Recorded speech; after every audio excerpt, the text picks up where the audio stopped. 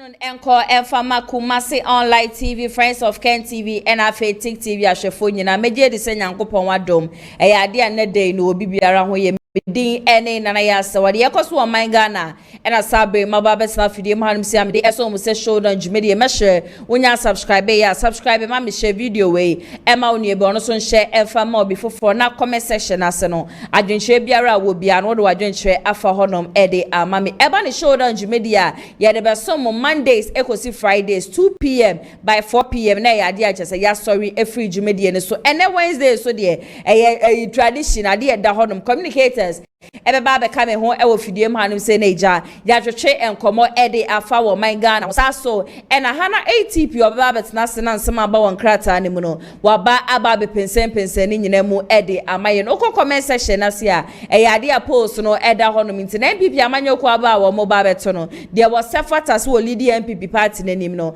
meshre ye baba pa se obe vote e de amane enter some mention jumedie so na madwen hwere ene ade agesa aba nyina no matemebo akenkan ni nyina no ede amamo me se momre no ebusia metu fa na ejansema nde maboabo no amede eso mu se shoulder jumedie no mebobobo ni nyina so ede amamo ye nyina ye nim se oman na ye wom no chese LGBTQ and lesbianism gayism transgender ene de keka ho ne ade nyina MPP aprenso ena chese bill no ebeda parliament a wo mo pa se ya no mo hwe nim se ye mampani dada na na dodankwa ekufo ado anko obetim show ede amaye na chese bill no ashase aye adwuma na so that time na na dodankwa ekufo ado ema yete ase se wo bi de anti LGBTQ won sensem no wo de akwa akopie mu wo court ntinom enya de obetimi asan ebe dane buburuja e wo man ya chese yetim ye twefa ha kosi se MPP amanyokuo ne bre no etwemu na ebra na ye mampani owo opposition no hye Ghana fo nyina abo se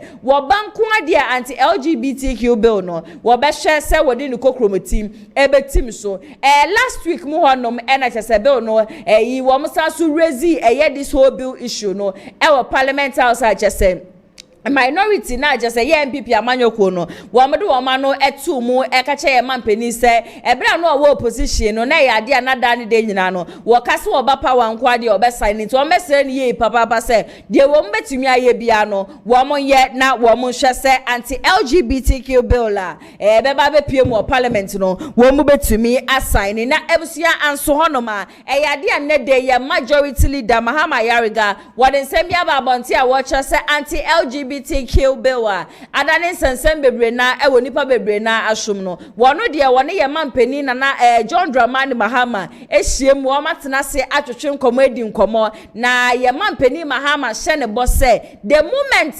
parliament be ye ne de ebewie na ebeba beto eye na apon so no eye ade a won twetwe ne ho kura wodi kokromoti no ebetim show ankasa ede amagana fo nti wo kan wie ye nam si okay na we chese ye mampani his excellency John Dramani Mahama small kan yeso no anti LGBTQ bill no wo be sign no anokwasem wedi ne bo hye so a ye hwe nim said the parliament betena said the omo be kan the omo be ye ni ade nyina no wo omo be ye ne intentem ankasa na bill no akwakopie eye mampani anim na wetumi assign saso na wachi one of the stories are actually ye papa eye education minister ne nsem bi ode ba bonte a fa ye nuano memma wo mo senior high school wo mutiri ho na chese video bi circulate wa be fontentan video no so a emofra ne bi wo ho no ma chese wo ma bo muti wo mo be ko senior high school wo mu yi wo muti na wo mu su ene ade ma hawi na ebe ka se ye mofra wo mu ko senior high school no wo mu chi wo mu mutan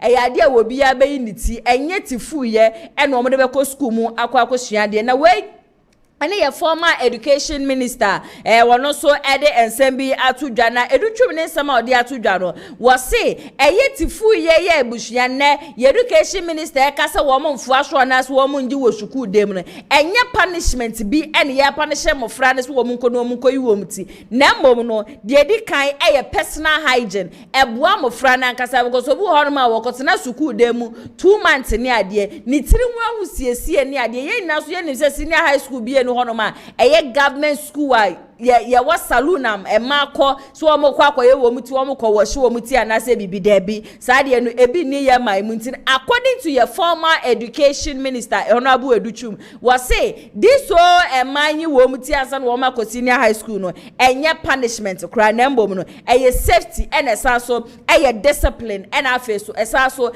eye personal hygiene e man nankasa mu no e na ebeboa wo mo sisi ane de abusua MPP amanyoko ne mu aye de papa enya asem ketwa ene ya meda sore ya e ya de achese Paul Afoko wa de letter tete ababonti amehye se mo de letter no ebeto so e de amame na letter ababonti no e ya de achese free Paul Afoko na kache a wo kire se sisi ane wo mo hwe the state a MPP amanyoko no ewo mu a party no atete apra pansan amafo frɛ no empenifo frɛ no empenifo achese wo mo hwudu wo mo sika no wo mo resources ewura party ni mu from 1992 a besi ene day no wo mo ne na kasa ye papa se wo mo srɛ no wo mbra na ombe contest se national chairman efema MPP amanyoko no nanne baby a party no ekeka kono wontumi embeyi wo nyina no emfa emfiri mu ntine leta ye da abafo ntenta fidie so me kam obi ati ase se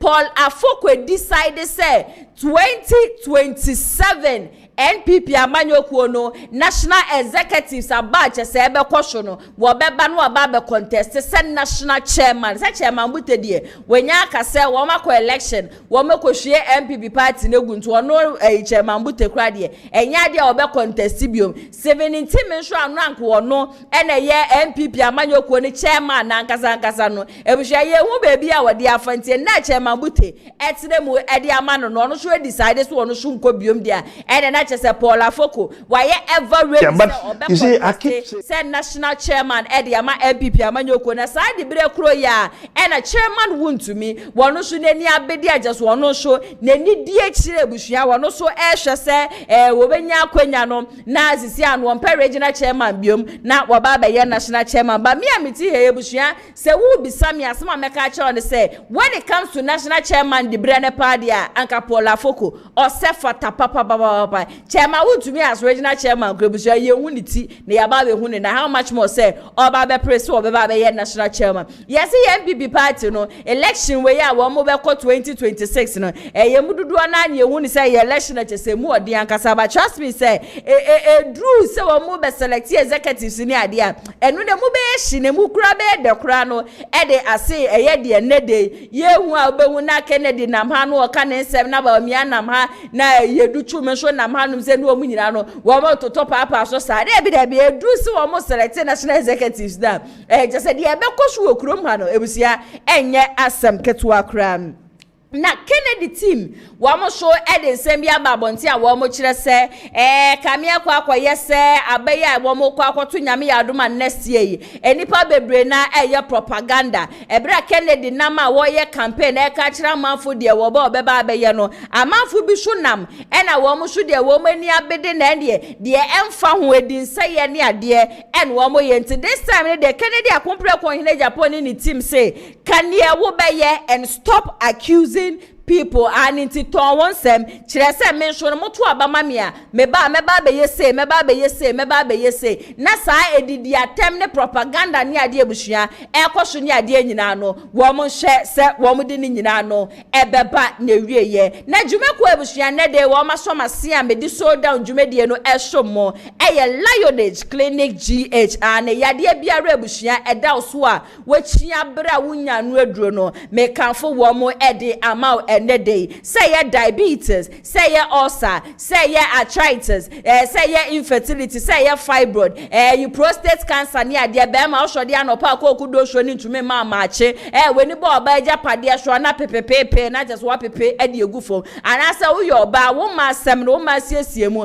ase ho no ne chese wo wura wa ade na chese nka no kan me kanfo wo mo ede ama ende day wo ma dura chese wo mo de ma na busua purely Herbal ankasa wo amanone wo mayimu a me ba chop wo location a wo mu Kumase wo sa so e wo Nkramantem na Nkramantem no wo mu Spinters e na Kumase anum say so wo mu Tech Maxima me ba cho consultation e ye free wuntua sika bia wuntua 10% wuntua 20% wo Nkramantem ma obetimi afre wo mu 055 9658403 na wo Kumase so a obetimi afre wo mu 0558143 na person oni odokitani na nkasa so etwetwe enkoma obetimi afre no 0240688961 na one no atwetwe enkomo me ba chom ye adwuma Mondays ekosi Saturdays anopa 8 am enter enumre 6 pm no na eyade achese wo mo apon wo mo consultation so de se de di kankan ye no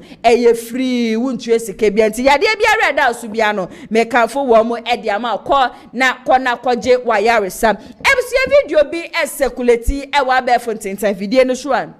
In fact, adwinye papa medemo ekwa de ma kwa kopia mu e wo sehwia sehwi na medemo kopia mu e wo sehwia ndede medasole na me hu sa video no na eye Kennedy akompre ko hine Japan ne billboards ni ade abusua on mountain ye e wo sehwi real show bukopia mu ho no ma from information and anayas wa magada ene nsama ametete no na chesa allegedly Dr. Mahmoud Bawumia ne nkrofo wo makobubu Kennedy akompre ko hine Japan ne billboard a chese ewo ho no ni nyina egufom ena Dr. Mahmoud Bawumia woma mantu onumbom ne billboard na chese se bi Kennedy die ade papa eba ne nchen die ebuso mo so wo mo kire se enye ena mfaso bi enu hono ma ebeba so but se niema bi se no ekosoa na toatoa so sana na chese right after se matu aba na wie no 2028 election mi bisa se mo be pesa sa ankrofo we nyina besa ba back no ma ba beka wo mo ho abom no makokoden adi nkunim every NDC fo nsema na nti imagine se Kennedy amount eye ni posters ni ade e o billboard so na kwabra na woba na chese ebuhua se ade ni nye se bia obi beka se bia na nsuo kura na togu su na bia ebubu yo da bi we de eye kwabra ne yankasa ena wapia de ato honum ena chese billboard na pictures ne bobo so Kennedy stickers ne bobo so no wo mo atete awa in fact ha adwiye papa ha adwen sa ne ma bi se ne de trust me say enya de de mfasodie papa bia ebebre MPP party de bia meka me se yenim se MPP party de anka ye party of intellectuals MPP party ye party anka nimdifo ne nyansafo ena join but be ye 4 5 6 years ni de abusua de ye hu MPP party ne mu no ema ye mu bi wo hono ma de ye hu ya ye be join MPP party no asa etwehwe ya so kakra party a na ye nimdifo party na se nne no se bi ensehunu ne nsemfo no eye adoso dodo ewa MPP party no nti se mo so mo ko ayisehwi ho na mo koye mo campaign na baby a Kennedy picture bo aye bia mo so mo de mo de esi ho no ma aye bia be stop bibia na why don't you also mount yours rather than say baby a Kennedy billboard senior ade nyina no mo bebu ni nyina no e de egufom emfa so bempa e na mo benyanti no mo hye na horo ba say ya no wantumi an hye ne ho so a at the end of the day na busua mo behu no no aba abonte no aba bobɔ na adwo no aba bekasa mo amu wi a no ma say twa mo ho a na ma sa aba be ye ne thesis of Kennedy akompre ko hine Japan e na ne bufu ntem e na ontumi hye ne bufu so e no okasa eni aba na ade na mo didi nipa no mo akasa mo ya wes ade na mo de ye no no enye ebusua yenkɔ na yenkɔhwɛ video a kyese Kennedy akompre ko hine Japan. The billboards are just a mountain no allegedly Dr. Mahmoud Bawumia ne nkrofo wo madwiri ni nyina de agu fam no ma mountain Dr. Mahmoud Bawumia mbom ne de no emra sisia Bawumia nkrofo no ombebubu Kennedy billboards no ewie no hwese ma ba besi omo de wa ha enti billboards we enti na mbebubu Kennedy billboards ni nyina Kennedy billboards ba ku ni omabubu billboards ni nyina ba ku nsu ni omububu no ono mutwitwam amatwitwa mu nyina amuwie no masi omode ba akonso na wa yi Bawumia na amane nkofo ba bi Kennedy billboards ni amuwie no mbesi ba akonso ya ono masanso asi ba akonso asi ya sei Bawumia nkofo no ombebubu Kennedy billboards no ewie no hwese o ma ba besi omode wa ha enti billboards we enti na mbebubu Kennedy billboards ni nyina Kennedy billboards ba ku ni Omabubu be boss ni nyina. Ba kunsu ni omububu no ono mutwitwam. Omatwitwa mu nyina amuwie no masi omode ba kunsu na wa hayi. BAWUMIA na amane nkofo ba bi Kennedy be boss ni amuwie no mbesi ba kunsu ya. Ono masanso asi ba kunsu asi ya sei.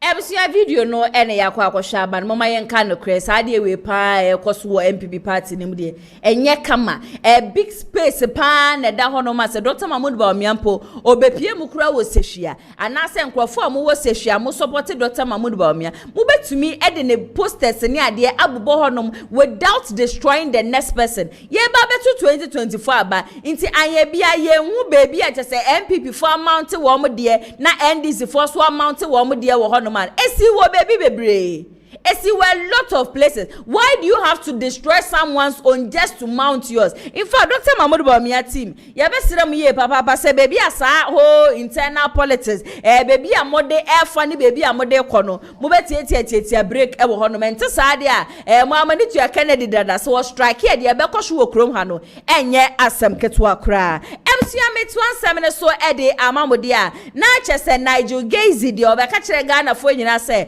Kennedy akompre ko hine AGYAPONG oye antichrist ena Kennedy akompre ko hine Japan chese eyinifia befuo ahonhoma just wo mo omanyimu marine spirit wo omanyimu ni ade nyina no wo mo nyina no Kennedy akompre ko hine Japan ni tirimu ena wo shode anopawia ne anadwo a wo mo didi awom na ne nsem bi obekeka ye nyina no fa Kennedy expose bia obeye ye meka ne se beye 3-4 years ago according to NIGEL say expose no ade a chese ha ne ye papa na me ka kire am say me hu video bi na so obi send me video bi a na chese NIGEL GAISIE wo kopie mu e Kennedy akompre ko hine Japan ni fie a chese wo ne nkrofo akwa wo mo kwa akopa che say bibi biara Kennedy eye bia no wo mo sere ne ye papa se won tie break na on stop because that time na chese hit ni chinemu no obi atu akompre ko hine Japan fo a na ade a ontie ba de ya menemo kase according to NIGEL GAISIE no waso ono enye ne pe no hwode ye no ko Kennedy fie so akwa akopa ne chewo debi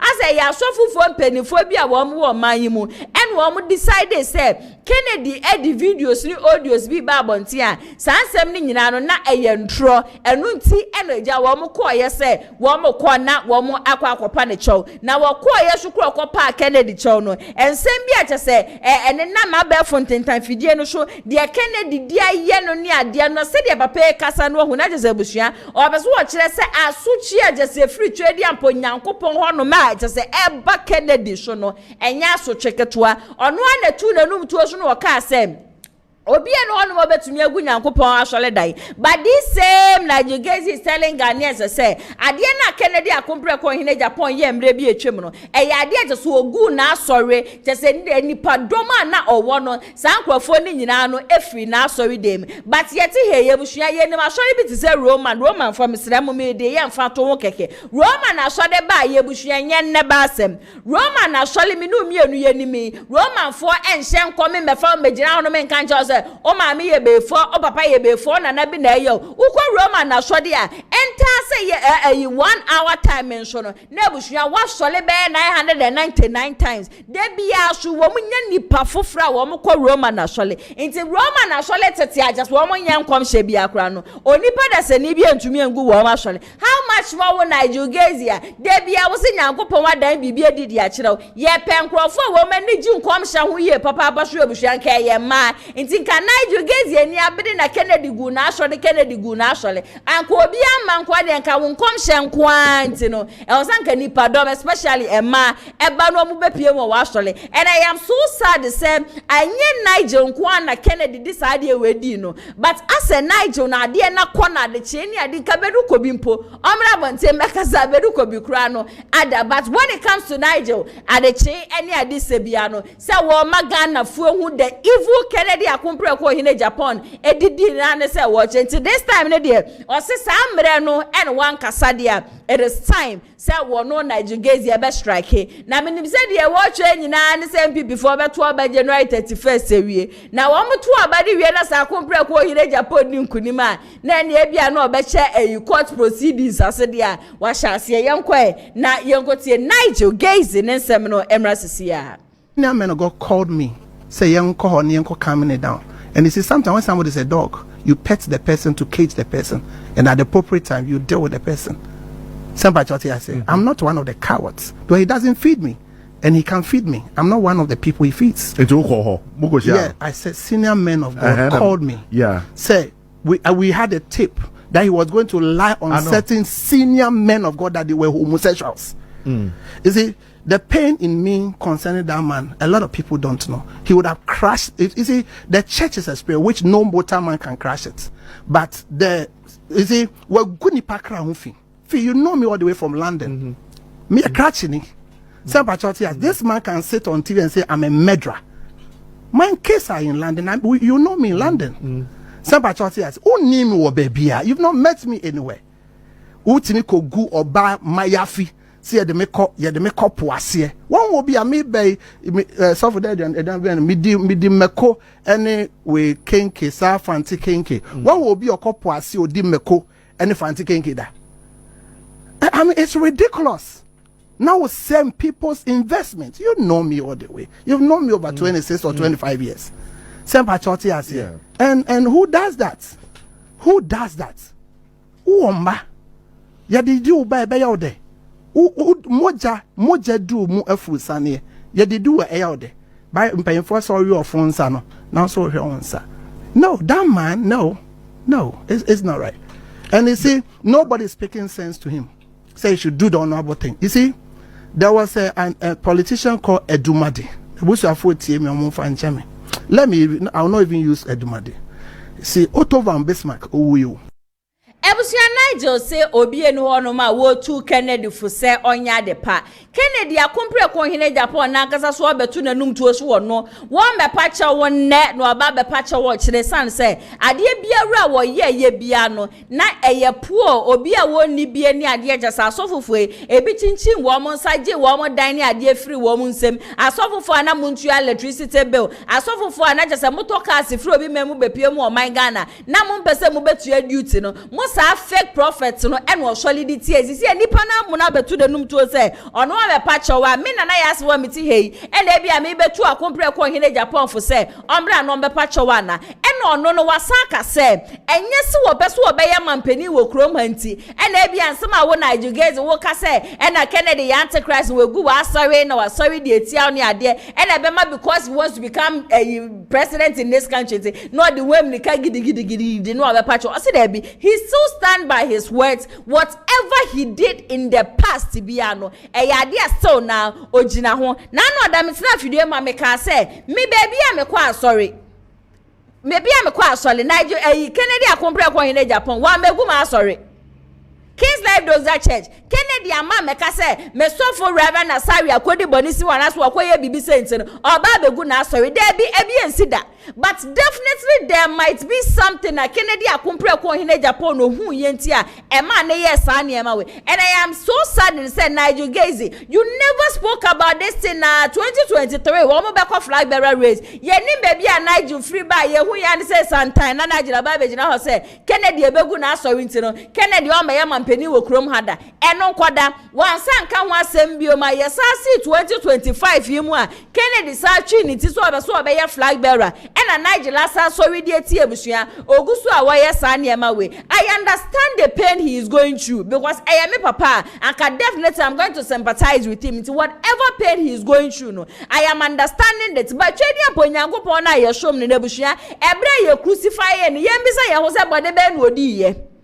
Jesus Christ came to die for our sins. Me no mienu boni ayedi iti if you as a man of God are sorry ma egu wona ase na so to make us say wonfa Kennedy boni ncheneda you calling him names ni ade is he going to reverse everything Kennedy akompre ko in Japan said about you? It is not. Sometimes whatever that happens in the past mama yenja wo past ni mu ebia na de wo ani so on ebia na Nigel nyankoko pon kra ba be elevate ebia no be pagya wo kra de akosoro no be say wada je na ne na be twe na ne na ba be yiyi ano ne ade e be sere ye papa enkosi baby the same person I will say we go wa sorry ntine nyankoko pon ma ne be yam mpani. This is the same person, a man of God genuine man of God, say he's going to become the next flag bearer. This is the same person our friend say, oh, yeah, Antichrist. You know? The same person you are telling Ghanaians, oh, you're so evil. Just say he despises you. You don't want to see him. This is the same person that just say, I sorry who drop a pay a woman. He is helping the church. Wengu Roman, Wengu Pentecost, Winning City Chapel, Wengu Omo. King's Life does that church wengu womo. Ebia na wo Nigel bibi wo honma wo ye yenti a e ma ekofa asansem wo nyina ba mesre muma ye fatu onkotwiri bebi eda na this o ka ba na o meye mampani ni ade nyina no etuntwa na ebusua Alex Tete ekasa de makere de akompre ko hine Japan na enede ya menemo kase Alex Tete say Nigel Gaisie allegedly patrasma mi ke mi no evidence. And disclaimer, me no evidence. Alex Tete nenu masama wakano. Ena mi kebi edi atwasho. Na according to Alex Tete, I repeat, according to Alex Tete, ose onono ayade je say owo video evidence of Nigel Gaisie sebi o rape obi.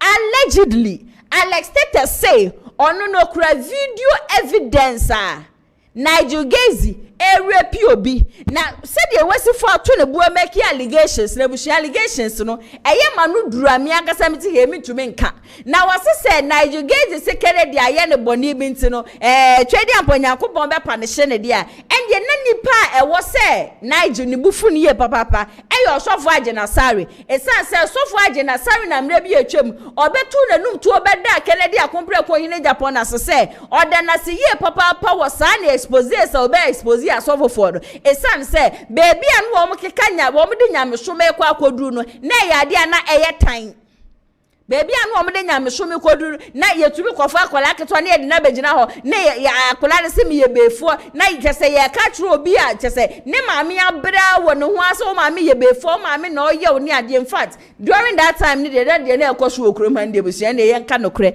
na yade ani enya yanka santi Alex Tete de osi bibi biara ekwo bia Kennedy ne niema wo be ye ya no exposing fake pastors no. It is because Nigel Gaisie now we fake enunti and Kennedy ever sorry ewo so kame woni yenko na eja yenko tie ensema Alex Tete di tu dwa no emra sisia obehwe mo na we preach gospel preach nyame asem obi en kasentia no me dan mira akompreko yen ye som no Kennedy camp no ye som akompre kontesebo som nice what do I say enti o kan bibi fa no a me o ye me ma me kra ye ntimi nya me nkosa na ja me penasem asadamfo me penasem asenua be a waka fa no wa me ye ho hwe enye enti se me mia ne kakra na echi wono aba na emi ni atena se so what I say ye tena se a afi idin komanu wa yi no afim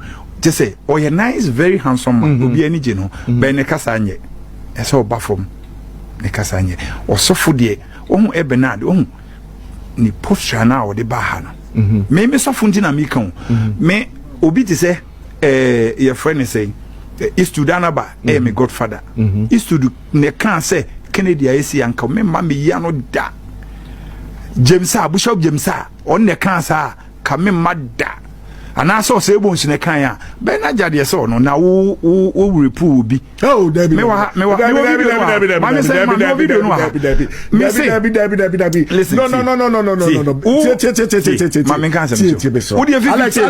Bisro oh yes I saw David Alex Bisro yes Alex Bisro enya me na me ma no e ne ono aye no wo so obo de Bisro Alex me pesa David we omubo wo okay we yo Peace FM. Me wo wadaroba Bisro. Obi a repo obi a me pacho Bisro wadaroba. Ode so na ne ya kran so o se Bisro. U tumfo togu Ghana fo ni se enam Kennedy so na wo maame ekura ayeden enya stroke. Eni me pesa nka nam Kennedy so na nka na aje onya ace because ko repo obi na nka wo hum se ye osofo de na wo wi asoro ma na bonten fo ye wa bonten so ye be ne he na wo mfa kwampa so kra anwe so what I say me pese se odi nyankopon Israel nyame na nkofo som na o ma nipa ne ni hotime me ba Bible so on na maduane efifi wasase enkese senka de bechi nanka naija obekọ test nanka o ace no hu say yemfa kwambone so mfa oba ema e wo mo nyana tie nanka wo mu se sofo de wo kasa wa ma kasa wa no besro o dia say o ka so o be clear enyo bi besro eno anam dabi eno anam go besro be tro wo se be jabuche we da wadama minuano jabuche Nigel Ekan Sembi Efa Honorable Ke and na wusibuti wo camp bebo. Yes. Okay, fine. It's buti and anyamode. Enye kura. Nice one. And adien so asunsa wonye ni all can dey any different. Electricity ota me awa me ba Michelle the whole week na me research me kaza me keka naija na bembu wan hwe kro bi ensi dabi because nsema me ka no dabi tie em say we hu kofo wo Kennedy camp ma me ka sabicho eni wo pesa dia mo no mo mra me retract ni o kan na nya sa dia me se me start say me kan aja nsema ebe ha no besro. So what I say? What about yes, crocodile be yankasa crocosin. Upo bi abata kene sanko otake aginasari say Kennedy e wa video ni nyina wa. Na de ma mo se mo na ne be ende. O si Kennedy na be omo yi prophet for no. Omo na be ye bibia wa be yes sanitize ama wo mo. Ade ne so ye ne nya se obo na dwun mu na ye yo. Bible say wunyuma e be na dwun mu na ye. To say near Ebia Kennedy or Bona Jim, near Moyano, Mamusun Mobile. Oh, Patrick, yes, I saw for ye did me soft no became you and you made him foul. I mean, Cousin Joe, me see me whom sort Yanami Kuchiana, me weria. Sansa. What I say? O Sebonsu, baby, and I don't know what can't say movie. Nasa Naja did 2 minutes. Ya can't go for 2 minutes. You doesn't know. Oni pagwa wa bala kura we want to make kanisa say need to me wa kura because on ko share na sorry on ko na sorry so fo wo to me no on repu obi so Alex obi repu obi on fa on mine no water for where you say I be twa wa dey mu wo sorry na nipa to say it be ponso dada oh obe pon say no mo ka wo nyabotre ba me oh yes sir o machine nyabotre Vivi ade ni na enye se me kan na se me ma video na mo play ni ehun se ye me kan nya machada na me enye ha se de bebo video kro no wow embo we enye ha na obeka se Ebusia Alex Teta wakasa ede ma Kennedy akompre ko wo hene AGYAPONG ena nede no waba bonten ababeyi eye NIGEL GAISIE nsema oka ede fa Kennedy hu se Kennedy antichrist Kennedy egu na asole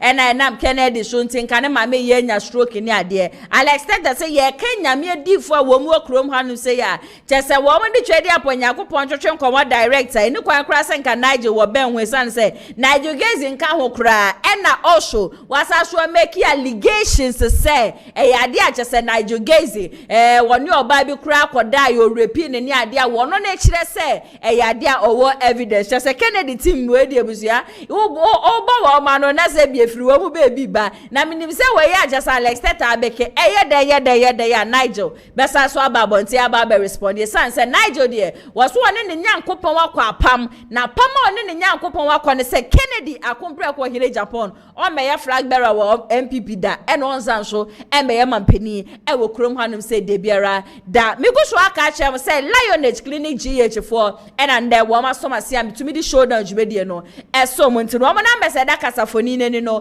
be ba cho yawe biara da osubia no betimi afre wo mo na one wo mo atwetwe enkomo yet waso dia na chese Dr. Mahmoud Bawumia abusua waka asemi na sem okan ye ne me ma dwen hwa menti ase according to Dr. Mahmoud Bawumia. See, in the history of MPP, there is no political party. In the history of MPP, there is no candidate. Waba just a wedding kunin first time with the ABC da MPP party no. Woman no. I just say yad womu ko 2 ne 3 ne 4 ne ade ansa na womu din kunim into no Dr. Mahmoud Bawumia no. Was 3 year papa say yensa so fa ne ma biom just say de womu ye ma ye former president Kufuor ne former president Nana Danko Kufuor yensa so fa ne mra biom na wakan ye na me bisa say into na Dr. Mahmoud Bawumia no onu anka se wonim na wa ya we say 2024 election no na want to mean nkunim na no na it is possible we are breaking the eight if you yourself you know very well say in the history of MPP obiama first time in medi nkunim dia why then did you waste your people's time musika mutugu ye campaign na mo ye ni ade nyina I would say na time wasted because in the history of MPP obiama first that there and then na we year 2024 in asebi na ye sankwas won krofo now say wo mo adaje wo na po mi amikru na po and our man resigning from the position as member of parliament e de ma menhia knowing very well sanka can say ya wukwe and can ya dia bedu wonkunim there be ametena ha meka me say whosoever is advising Dr. Mahmoud Bawumia and as we go platform so a ya no to Dr. Mahmoud Bawumia for say won kase mesre ni ye papa wa say won kire ne kasa na so pa o ma ne ka ne brofo no nko ne baby e sanse so chance so kika twi na ye bedwe at the end of the day ye be ka kire sase mo kan ye ne se bi nyanse biara enim yankwa na yenko tie Dr. Mahmoud Bawumia ne nsem no emra sisia adia ewo ya bato abakosem ne eya adia ye nyina ye ntie uhwe MPP ya bato abakosem a ubehu se edimpa se obi beba foforo first time presidential candidate na wako wini presidency ebi si da o edubo ahen ba e wentimi President Kufuor by 1996 wenya yemanu ko obiom 2000 eno konya enya sa Nana Kufuor by 2008 wenya yemanu ko obiom 2012 wenya yemanu ko obiom 2016 eno konya adia misremu ni se adia yeye ma President Kufuor adia yeye ma President Nana Kufuor misremu munya sa emma Dr. Mahmoud Bawumia Dr. Mahmoud Bawumia ena yetie na baninto wasi ade amoye ma eye Kufuor ene na nado danko egufo monye the same thing nso mfa ma no wate na monsa so en repeat no na mu repeat na ebia na 2028 kra no wanse nya nti 2032 no na masa so repeat nti ebia 2032 ena modede ba ombetimi edi nkodem and this happens to be one of the most shallow minded talks so far memati from Dr. Mahmoud Bawumia because se wo ba na se ukita policies ano she ukita policies emu odru ti say NDC for wo policies ya no mu digu for me to amanfo asuma anka there is nothing wrong say amanfo di kokromete no ebe to obade ama ba so obegina ho say MPP ye history mu de na say mu history mu obi ama first time ndi nkonim ti mu de miracle de entumi nsi na te say asofo ahodo ajes wo mu hye nkom e de ma Dr. Mahmoud Bawumia no so wo ka kire Ghana for say sa asofo ni nyina ye fake ane de Dr. Mahmoud Bawumia be so wo kire no eyi Victor Kusine po Kusine eyi asofo ahodo a wo mu keka Prophet Graham ne wa kope ni baby atire obeso wo ma Ghana for nyina hu say sa asofo ni nyina ye fake because in the history of MPP obi ama first time ndi nkonim de nti no ono ankasa no ya we say 2024 about omukoto ye no enya de a wo betumi edi enkonim Mr. Kwesi Kwaten kasa de makere de akompre ko hene Japan na nsema wo ka nyina no se ye po obi a wo young grateful ye papa dia na de say Dr. Mahmoud Bawumia say Dr. Mahmoud Bawumia wo we na niema chesara na do dan ko egufo ado ye de bua ne ne ade nyina na nka betumi aboa no wo ba abonten be ka na do dan ko egufo ado nye hwemfa ma no ene yi levios me ba betwem ene betentas me ba betwem ojaso okasa ye te se de boni e ko so MPP aban mu nyina no na ya de a wono na wonim ho hwe na de se ne ho mbo mu bi anhwe hono ma ebre te so wo ye thank you to so be ka che Ghana for say ebre ye to fu wo mu mpo no na wono akasa mu as the vice president a wo mko cabinet meeting bia wotimu bi no o se na wonya we eno ena Kwesi Kwate ka say nanka the best way anka Dr. Mahmoud Bawumia po betimi aka say oh Ghana for ye nim say ya form ye srem wate mo fa nche ye enye ye pese bia ye de COVID-19 ba ya na say ye di levi ba chechere mu ko na mbom no na ye Russia Ukraine war ana say COVID-19 na just say ba ye be ma oman ni mu ba ye de no enu nti ene ye de COVID levi de ba ye enu nti ye de levi ba ye enu nti ye de betten tax so ba ye nti ye srem ye papa Motu abane ma me na se me ba be sesa ne ma no ba Dr. Mahmoud Bawumia de na ne kasa ne se na do dan kwagufu ado ene ne nkrofo ene wo ma disappoint mo wo ma na wo mamu amamu wo ma ya amamu ni ye na wo no ne de oye so innocent efini kika wa biara ene ne ho kwesi kwa ate se Bawumia ye sa de a na just so very very ungrateful yenti e no so emra sesia for the past 16 years had been in the helms of affairs of the party enya kwanya did your party nimu and become the second gentleman of the land. Arguably, you benefited the highest and the biggest beneficiary of MPP party, Dr. Bawumia, because you were not a founding member. You were not a member of the party. 2008, they had to waive membership and sign away the ultimate album. Before election, I organize lectures, both solutions. Both solutions is just to separate work from honor. And so, you levy mitchum, we mitchum, betting tax mitchum. Nobody says it can't mitchum. But let's look at another communication. Oko eno aka je Ghana for say COVID na de we nyina ye aba. Eno nti na may timid measures we ye dey buy. Mejitum said ya ho kira ye dey aba. But I assure you say it's temporary. Within the shortest possible time, I Dr. Bawumia, when I'm voted upon, I'll fix it. That was not the communication. The communication you say, we omode buy and consult to me. We na minim hwe, we na minim hwe. Na sa de yem. Wo ofa wu, koko no de odidi efa. Now the maba somebody school fees and a food also no. Nobody does that. You feel one they call thank you to. Okay, thank you to. The first comment I say to Petro no nya the no nim. A vice president of the country says here to Petro no nim. And actually so tibia one must say Canada Japan no masem and a day a me lose election. And I was asking miracles about it. But don't you think sir, it could have been any factor sir, and yet a larger contributory factor? At least minute to be kakra. Arrogance of power no. Canada Japan no masem na arrogance of power no. Didi yip na Canada Japan no masem. Napko 400,000 in Chiomoka na Canada Japan no masem. Oko promises Central so BC airport awensi na Canada Japan no masem. You see, let's be realistic. Kennedy the head of the economic management team. Kennedy in the car say I'll fix the economy. Kennedy in the car say when the fundamentals are weak, the exchange rate will expose you. You make all these remarks, your coalition then you turn around and blame Kennedy Japan. Kennedy Japan, we are not saying he's a spotless candidate. Kenye nipa or announce said you'll be our announcer. A busy Kenya temperamental, me I don't see like that. Or you'll be your resource person or the Jumasha on Saw, very passionate about getting results. A busy say, oh, Kenya or can or we are not bona drama. But bona dreamer say when you need resource, you should be more interested in somebody who can fix and put food on your table. What's up more Juma? Or more Juma now when you know bona drama. A better sin will be a since 92 BC or also a humble. Most of those who purpose to be humble, they are actually not humble. A lot of them are just weak people, very weak candidates. No more bar, no more appear as humble.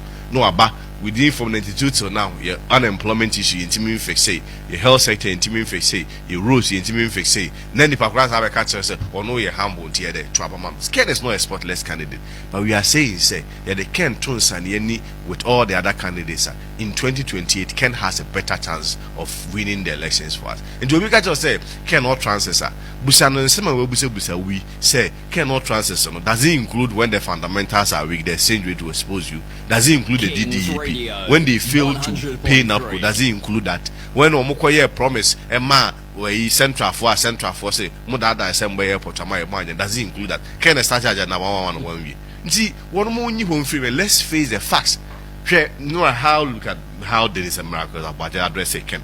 As a now, back to a no address a young man like you, the penny way, could you try the videos, situate it and frame it out of context? Now they are better not he can be a Esquire, my young Kwesi kwaten na yakọ akwakotie nsem ni nyina no abanti Dr. Mahmoud Bawumia also a very ungrateful year papa na sa awie na wo mu wi 2024 dan ne de nyina mpeso wo mo de chichire Kennedy konse Kennedy ne kasa ye nam so ma MPP amanyoko no ewe ye also ono anti ase ne na wate ase e chine sanse mo hyebo wo ka wenda fundamentals are we dey share to dispose itself obefa $50 for Ghana cedis de call ya 17 Ghana cedis no enye Kennedy na eda economy na no eye wankasa Dr. Mahmoud Bawumia wona wo feli Ghana for wona akɔhye bo ema Central Region for so obesi ha bo ne airport di ama wo mo ni nyina wan ye akɔhye ye maame no mo market se bi wo be ba besi toilet kra di ama we numpo no wo tumi mpo amfa asokra amfa nkwa bofom amfa ama wo mo nti mo ne ye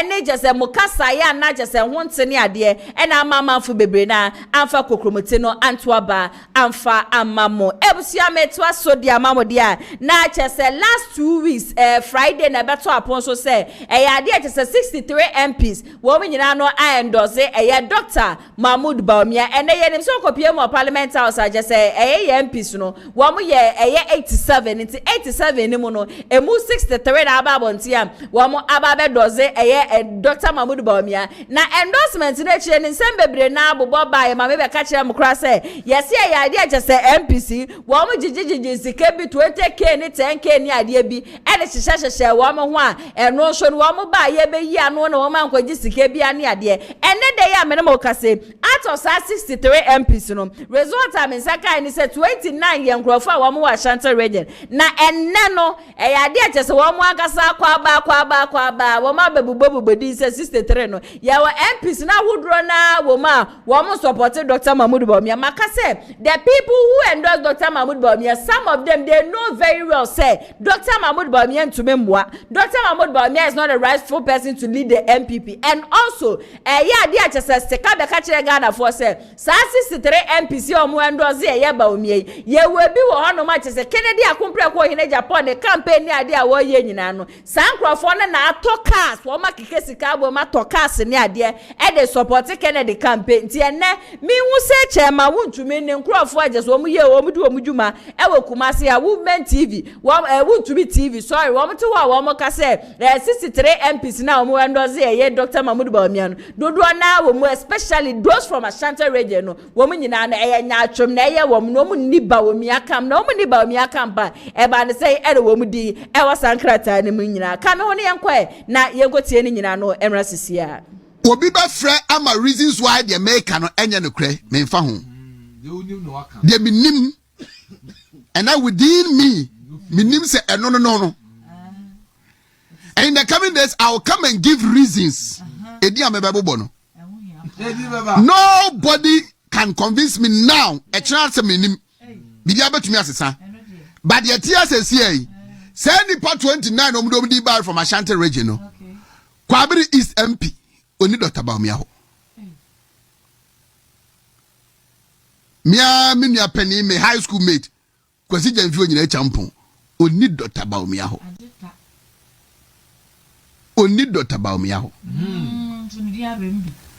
me say in the coming days I'll come and give reasons such now was a fine anybody is subjected to change lawyer Mia Odotobiri oni Dr. Bawumia ho oni Dr. Bawumia ho oni ho you see and I'm on a year too no we nipa in anything that you do ma we yes and you yes no and you no that hypocrisy nya atwomsem no yemfan to anamon I'll be very surprised when the catcher me say yenya maybe in cancer board ye adwuma gidigidi ma Dr. Bawumia I'll be very surprised I'll be very surprised la kwakwa sante boatin dwa so the pay yesu ayebi the last primaries o declare Alanche Martin no declare Dr. Bawumia sa enkomo amedie ne minim de mateno I was surprised in the part 29 and it didn't be. I spoke to some members of parliament said Kwame da Paye Minia. But are you that very sure?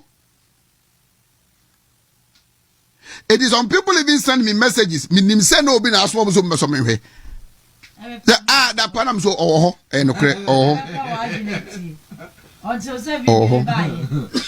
But Kwame is a brother. Beyond borders. He will continue to be a brother. Those of them who work constituency one should advise him. Nema oye a man here very successful no. How he did his things, you know, ultimately in politics. Amanyosem yenyenesa. He is at liberty to choose whoever he wants to support. But adie bia wo ye ne no kredie ene 10 months after election, what declare amanipa miensa. So who do you support? Tomorrow, can you be trusted?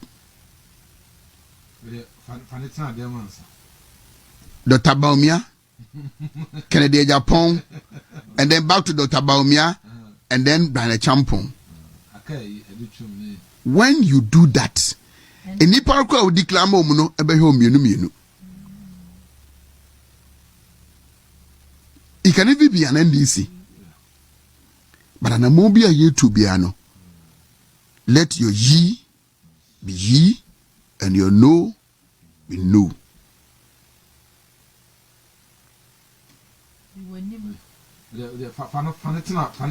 Enyana sem na meka.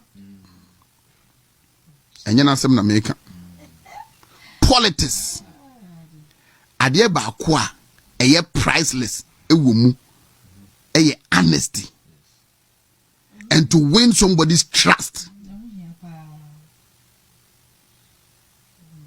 Na me sure say sadie ebema the people leading doctors campaign no a signal of the people they are dealing with. It is not about anybody who runs to them. You know na eko. And I was say open up holy ni ajedi.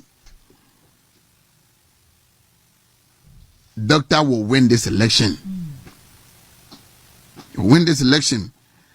But omunsusu manema entice omu. Omunsusu ma omasum enye omude. Sometimes get yourself ready for the bad news. So you be asumi o de bebrebe da bi o be pass mo be kam wani be o. Sometimes it is better to face the reality than to massage the issues. Me say, the making people will get reasons why the mechano it is contrary to that. Fine. Time will vindicate us. Time. Na yemfasa antu anamo. You don't deceive yourself and deceive the people around you. Obekwa akopem one day. And nothing me so obetie beha da bia no I don't have a problem with omo declare openly man kofo no. Because me penesase ne say obeye he otisha oche that hypocrisy oduwe wa owon ho oduwe wa eno na de basabasa ye ba party ni mu no. Because when somebody thinks say foko wa me ho foko ba to ba ma me na wakan waka ba do a obenya ho no bu nkonta tie koto ba na se wo dia mekan wo ofiri se wo to ma na ma obi na awia no no de abufuo e de basabasa ye ba party ni mu nkofo so sha se de to nkofo ti. I am telling you.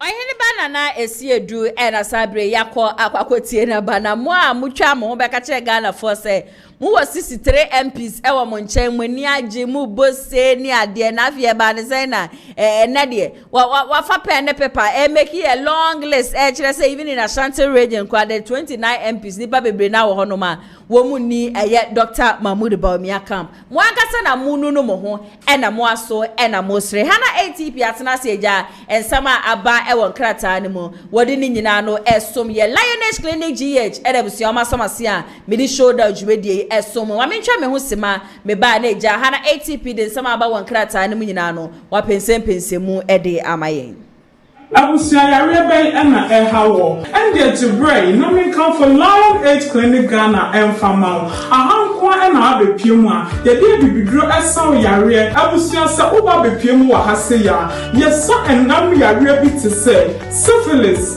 gonorrhea candidiasis jalipa do na nim se a friend of white no. Hello everyone, my name is Dr. Maxwell Aziz Mensah. I'm the founder and senior doctor of Lineage Clinic Ghana. Our mission is to provide you with exceptional herbal medicine treatment and holistic healthcare to all our patients to becoming a healthier you. Thank you for trusting Lineage Clinic Ghana. Lineage Clinic Ghana, your #1 healthcare expert.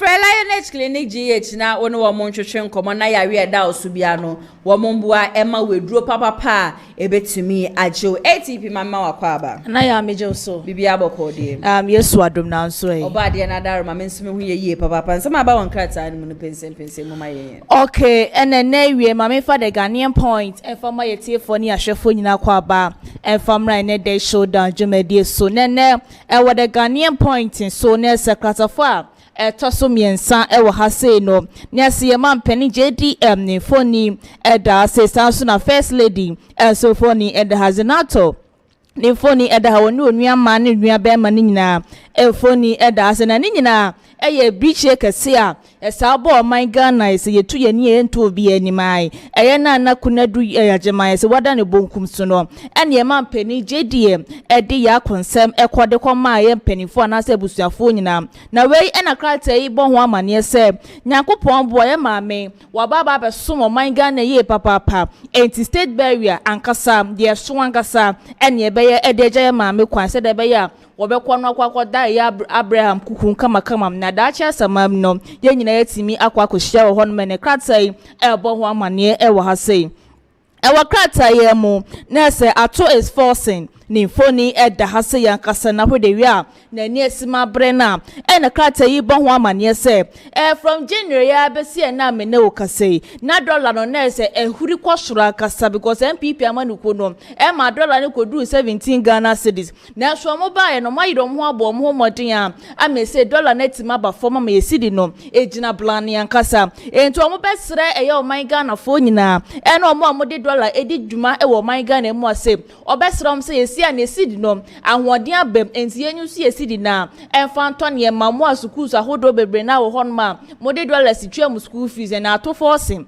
ene kasa wo sremada mo bia fa ya Ghana yesidi no enfanye bibia nkasa e wo man Ghana mu ase ne the Ghanaian point kan wakatafa etoso enson ewo hase ewo krata na munese po adomochre ene se wateke ye OSP ankwanoma de metima ye de abo man Ghana no no na metima de aye nai wore na kwakwa kopie mu ewo court krata fa etoso mienu ene krata enso ebo ho amane enso wa habunya bia na eja wakenkan nyina bi kama soso ede amaye na oba na sia se soso a na se de lumba wonya ne ba bi kwoni foni eda hase sanso ene ya akosua se wanso foni eda ha ena afisi so dobroni ni foni eda ha se kama na ni nyina eye tabo ese se wa akosua se we erekopie mu court se enya do obeti ase nya Nyankopon bo si December ese ye kwakọ krai papa chiri kra na beko so ewo man Ghana mu ase na enu adamu kopie mu court na court etimi eye tabo eda so ni nyina no eda free wonom se Nyankopon bo a on the 6th of December no ebusuafo betimi ayeda de lomba ye ewo kroma se ne kratai kan wasem enso the Ghanaian point so ewo ase ewo kratai na munese kratafe to so eye ennan no ne samia me wofa ye chama wuntumi ni foni eda hanani abriye papa na ne nyina ne ya akontaman ne honsensem enam so ema de bia da wokokoko piemu ewo court na nu ada na kesen kokko piemu court e bo na ewo kro ne so ye hweme wofa ani muhwe na ni muhwe manu o mada enti we ema court kshese nka je enfa warrant enfa to ne so ewo kroma se na so kwansi ene ehu se eyam ya me ofane ne lawyer apiem o no ma yese futuo de ye de bi mani papa yese fiti na record se ye time na ye dan okro ka 9 o'clock on the dot ema bi ekra empa hwane krata the Ghanaian point kan wasem so ewo ha wonya bia na eja wakomu su kon wakenka ne nyina bi kama so e diamante na no pe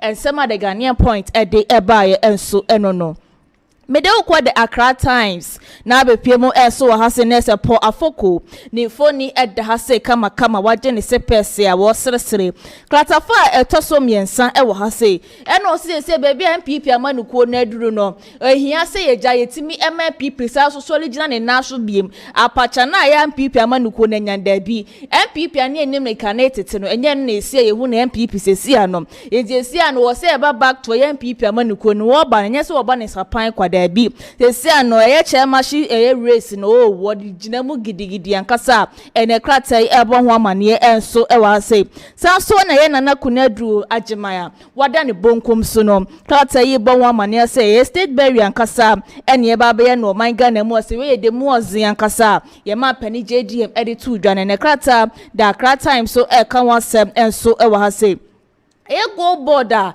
ese sami jenfi eda no aye nam so ama fo bebre na eso so nya bibi bebre na e de fribo no ene ne go board afa eye borare ena afen so ye Jocelyn ye dumasa say ono ene mbe ye brand ambassador emfa emma eye good board ne kratai e kan wasem enso e wo hase a unya de unya de krata ye fenda Accra Times nese wanya binaja wako musu kwonu wakenkani nyina bi kama so edi amaye mamemfa the new publisher emfa entwa so na be piemo the new publisher so nese eye afenyo mark ye minority leader ni foni eda say kama we de bonwe kentepa nese se wafra ne kama waje ne sepese ena wo ka kire eye atoni general kuroma say ye man pani JDM na yi usebe ye adwuma I said, dear, maybe I no chroma say and send for tabu chroma say.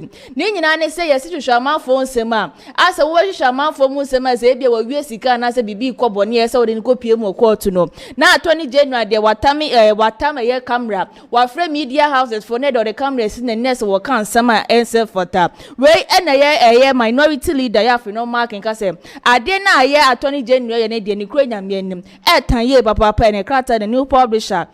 Kan wasem enso e wa se sanso na po afoko ne second kami wa ode ahase ese ni foni eda ha ese wo sere kama sase yankopon bo a de tie bia ne second kami a waba wa MPP amanuko ye nya de wo free MPP ko zie be bia MPP adru no wo bo hia na kasante ye chairmanship no race no wo se wo ginamu gidigidi a ene krata the new publisher enso kan wasem enso wa se good border wo ma choose ebola re and Joy said Jocelyn so don ene time so kan wasem enso wa ha wunya the new publisher na ja wako musuko no wakenkani nyina bi kama so edi amaye tenano pay ensama secretary kan wasem na sem dini nyina enso edi amawo no mama fa nko the inquisitor na be piemo the inquisitor so a na se eye IGP Christian tete yohono ni foni eda hase kama na ne krata yi bo ho amane se yohono must go ni nyina ne se abraye se ma pani JDM ebo ni din apese ja wono na mbe ye IGP abraye pamo dampare no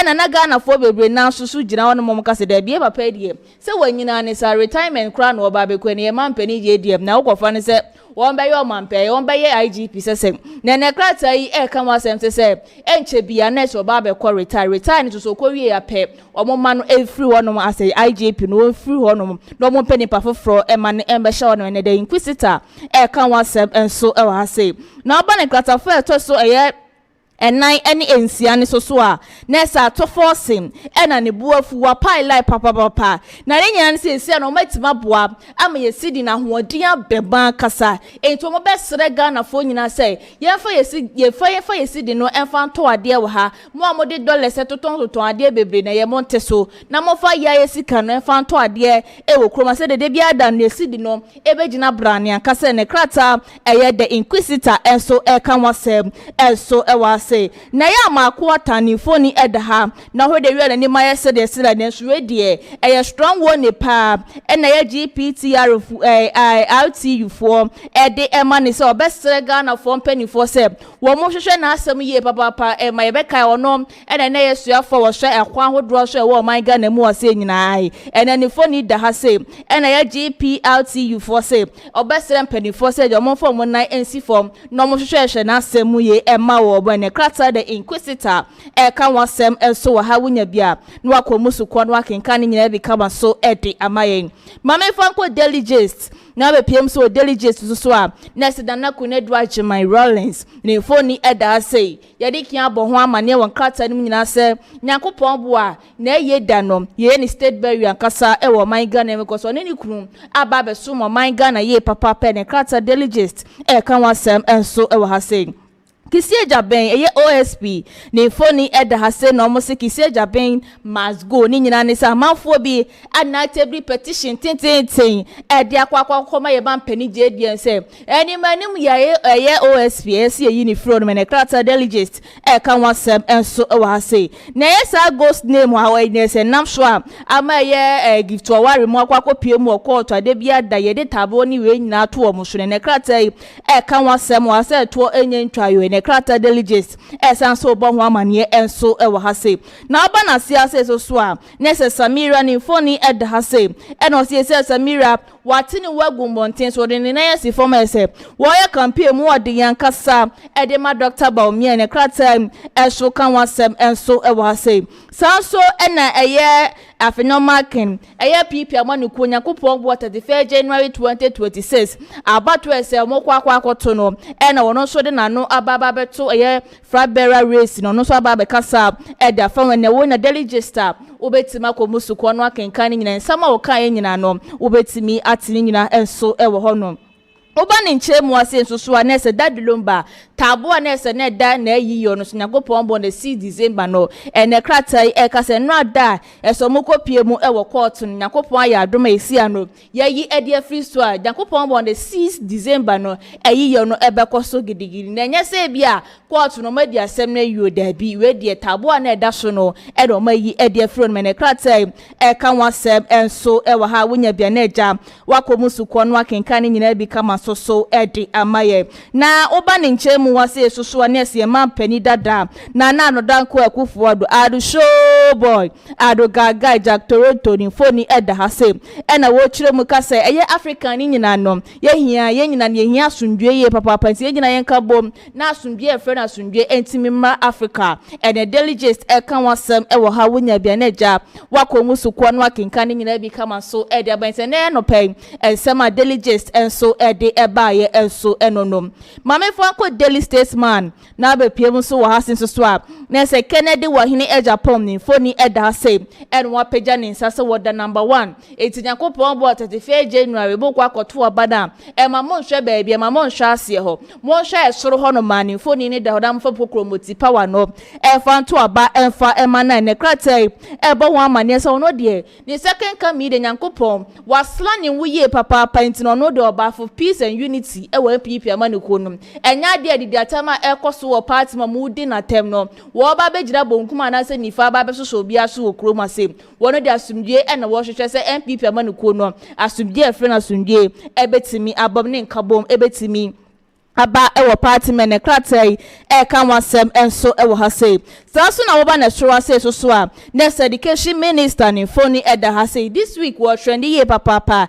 ni nyina ye nsem ba ko mienu bi eso kan ye se wuti no funku ana se wa bo tinku ade ye se wo yi ne kratai enso ebo won amane se so wo asante region na asante mantem ase nku ade a ena se twi ne nku ade ye fa nkyere ye nkro na de ko pie mo nkra mantem afifi mantem nyina no ye fa kasa nkro ne te no e fa nkyere mo ne delegate so esanso bo ho amane enso e wa say kwabre Japan ni phone eda ha say no waje ne party t-shirt kama no wapeja ne nsa na ne nsa ma waka nyina nsa ye ma pedi na adran kwakufu odo nya de wa endorse obi asa eja one step down one so one step ya sa was for obi asa so obi an ko obi a etimi be yo mampani e ba ne ye na so obi a e betimi ledi MPP amanuko no ama na ye ne kratai e ka wasem enso wa ha say na oba na siase so a na Mr. Digital Man ni phone eda ha say eye Dr. BAWUMIA klasafa toso mienu e wa ha say ene esi ano abanfo etro support pa de ama Dr. BAWUMIA no enye support keto ne daily eye statesman kan wasem so e wa say mame for daily guide e fa ento so na be pie mo daily guide nso so a na se po afoko was so so was back to MPP amankuo nim no e de kratai e bo nwa amane ye se no se position a wo ba be pre national chairman ai etu obia pe ba bi ntina e se no wo ba nti se kakaya nkasa wo ba be hwa MPP de yes matete apansa mo kroma se no etima sa so legend na so bi me ne krata daily guide e kan wasep and so I was say now bana siasa so so a na se baben a speaker of parliament ni phone eda say na ni nyina ye LGBTQ won sensem a MPP amani ko minority for e hwe nim say man pani JDM e de nsa e be sha say da mai say agya tuma na say ngi tumu okroma say ye nyina e be kai abra 2024 Sam George e so de see ye man pani dada na nadran ko akufo ado ne ko so na nye fidi agro okroma say nti say ano wo mani abri ye papa ba say de tie bia no ye ma pani JD yes was sign na na kratai e bo ho amane a wo kire mu e ka sisi ano e 8 parliament na say LGBTQ ya close ni dan ko sisi na ma pani JD si enche bia no wo hwe se eja parliament for beto to amane ma ba ko bi na eja wo no so de ne kokoro ne kokoro motipa wana na se ne nsa no wo timi edi etima se ne kratai e bo ho amane ye nyina ye hwe nim se ma pani wakaso be de nko ade wo be o ka kire se wo ya ye o ya Assemblies of God dan ti ye hwe se obetima na say one sign e kratai e bo ho amane wo daily guide krasafa e to so miensa enso e wa say sanso na dade lumba ni phone e da say no adom ko pie bo court no tabu e da so se na ayie no ye ntimi nya on the season say court ahye say aka kire ye busuaponi sa busuaponi mo nkora nkwoton wonsa mo nkwo pe wo bo be ye canopies ni de ke ka ho esi na yie no e be ko so nyankopon bo on the season e kratai e ka wasem enso e wa say sanso e na ye daily guide na mu be piem wonchemu ase so a na se man pani JDM ni phone eda se kama sansan zenato ni phone eda ne maami a se waka baby do ene krata yi bo won mane se state barrier ene e be ye edi amaye maami ene krata daily guide enso e bo won mane enso e wa se mame for the custodian en fan sorry krata ni nyina so na be piem so the custodian so a na se po afoko ai ya se krata no waje baby a sent no waje baby ankasa wa ba join MPP back bi ba sesi ano wo pe national chairman isi a wa be kan ho ne krata the custodian so bo ho amane so wa ha say na wo kopie mbo ya central regional ne se ye second lady dada ya samida wa kopie mbo ho ma wo ye campaign chenchelenche ka che delegate so mo form ko kromoti no fa nto aba fa ma Dr. Bob ne krata ka wasem so wa ha say sanso na ye minority obututu bi edema ya attorney general ni nyina ne se yesi brabe hwehwe amanfo mu se bo hwe na bibi kwobone a eye court de jawde be kwa kopie na so eye attorney general sorry ya pe na je wa free media for na wa free ye se yem na ne betie mu e sa abranti we sa wa wie ska ye papa pankasa wo kroma senti no ya de ni kwa kopie bu ko wose sa de ni nyina ne minority for nsem wo hia sa wo sa de na straight for the court ene di asem wo kroma na krata can waseb and so was in Timame for the custodian fan sorry krata nyina sna na ya sewa fa de aka nyina fan to asoma ye tie for ni ahwefo da ne de nyina wo mojebre etie Kumasi Online TV TV and our face to Friends of Ken TV. Okay, Hana ATP meda wasiye baba sense ma ba won krata ni me no wapensen ni nyina mu ede amai ye nyame ya adoma kire den ya ne de wan kasa no mu behia Enyankopon bo echina Thursday ye bisa so be share bi ebusia enche kwa na jese babeja fa ba betna se na de yekoso o my Ghana no ya twetwe enkomo ede afa ho eye Kelvin Opoku kusi adodo na efre no boss oye Tescon KNUSC Communication Officer Saso ena Paul Owusu Opoku one so 10 communication team member meba betena seneja ya twetwe enkomo ede afa my Ghana hona before sana mema o makwa ba no mame enfam nkopie mu wo Ghana News Stand na medi mu kopie mu e wo hono ma ho ena chese KT Hammond wakotena jese bushua wakeka nsem bia ne nyina no efa ne wi a chese wo we ye e wo eye adanse asokwa na ne chechire mu ajese bushia wode aba no enye se bia na amafo na anto aba mfa ma ne na mmom no eye chese MPP amanyokuo no ewo ne constituency over nipa be 7000 ena nkwa ngwoto aba ajese nam so a ema wono no odi ncho na eye candidate ajese sisi ano ye NDC for candidate aye friend Godwin enimano wode ensemia tudwa e dia fa eye po ye kan say Keti Yamon ho na no na Keti Yamon say sa de na ajese abrante na ke kan ebe piepia no kra ma ne na kwa kopie mu court na ne ukopie mu parliament house impo na eya de wono ye class prefect no amafo afi ye papa dade de nyina no eya na amafo frɛ no ene ne twetwe nkomo ne ade san say sankotumi kopie mu parliament house aka honom say ho ye kan say pub aja say wo mu di asa wo mu di himu anka so sinka ne parliament house aka bebi ewu edi ama no ba ne nyina na wankonom tesa amafo anko aba 1.7 million for man koto aba no eya ade na je say eye general thing na ya affect eye MPP amanyoko ni nyina enye ono enko a na affect no yenko ni nkote sansem we nyina no emra sesia in say maka that's probably not the reason why we lost. I don't also come where I don't attach much importance to it. Yeah, maximum candidate be and say 7,000 or 1. According to your successor, man. Yeah. Well, listen. I say you disrespected the people. It did not form at the point they had to kick you out. Well, there's any tea partner on your team. No one stay away from me. But this is your successor. Me say. So your friend say tuntumu na me fie na oye mabusu pani ana azade se monim na ka che de se me say seneti papa na obeye din a onye din no onyina no femfiri me ho abano election na yina campaign no niti kura mambo bi because minim no menti ni dida minim ni ba bia obi se ma na wo mo say oba mantem ho no so oba teacher o say teacher na wo ye no ibu misa no e de na si ye emasi ye na di osu oja ye o mi ye wo de ajabu isi some no say dey si no find out mo ngi say that no say mo why na mo ye na manye bi ahwe no wo se nsem bebere wa ye ntimi nka ne ade no media onim bia na sha yi ho bia onka ne wo say ade but wo no so onka ne de mfa nkire mo ebe say na ni teacher na wo de ya bisa no ya bu bisa no say na teacher na wo kana yeso be di teacher wo kan wie ye wo ye teacher ni wie ye number 1 meti say was wo chairman o so wo secretary wodi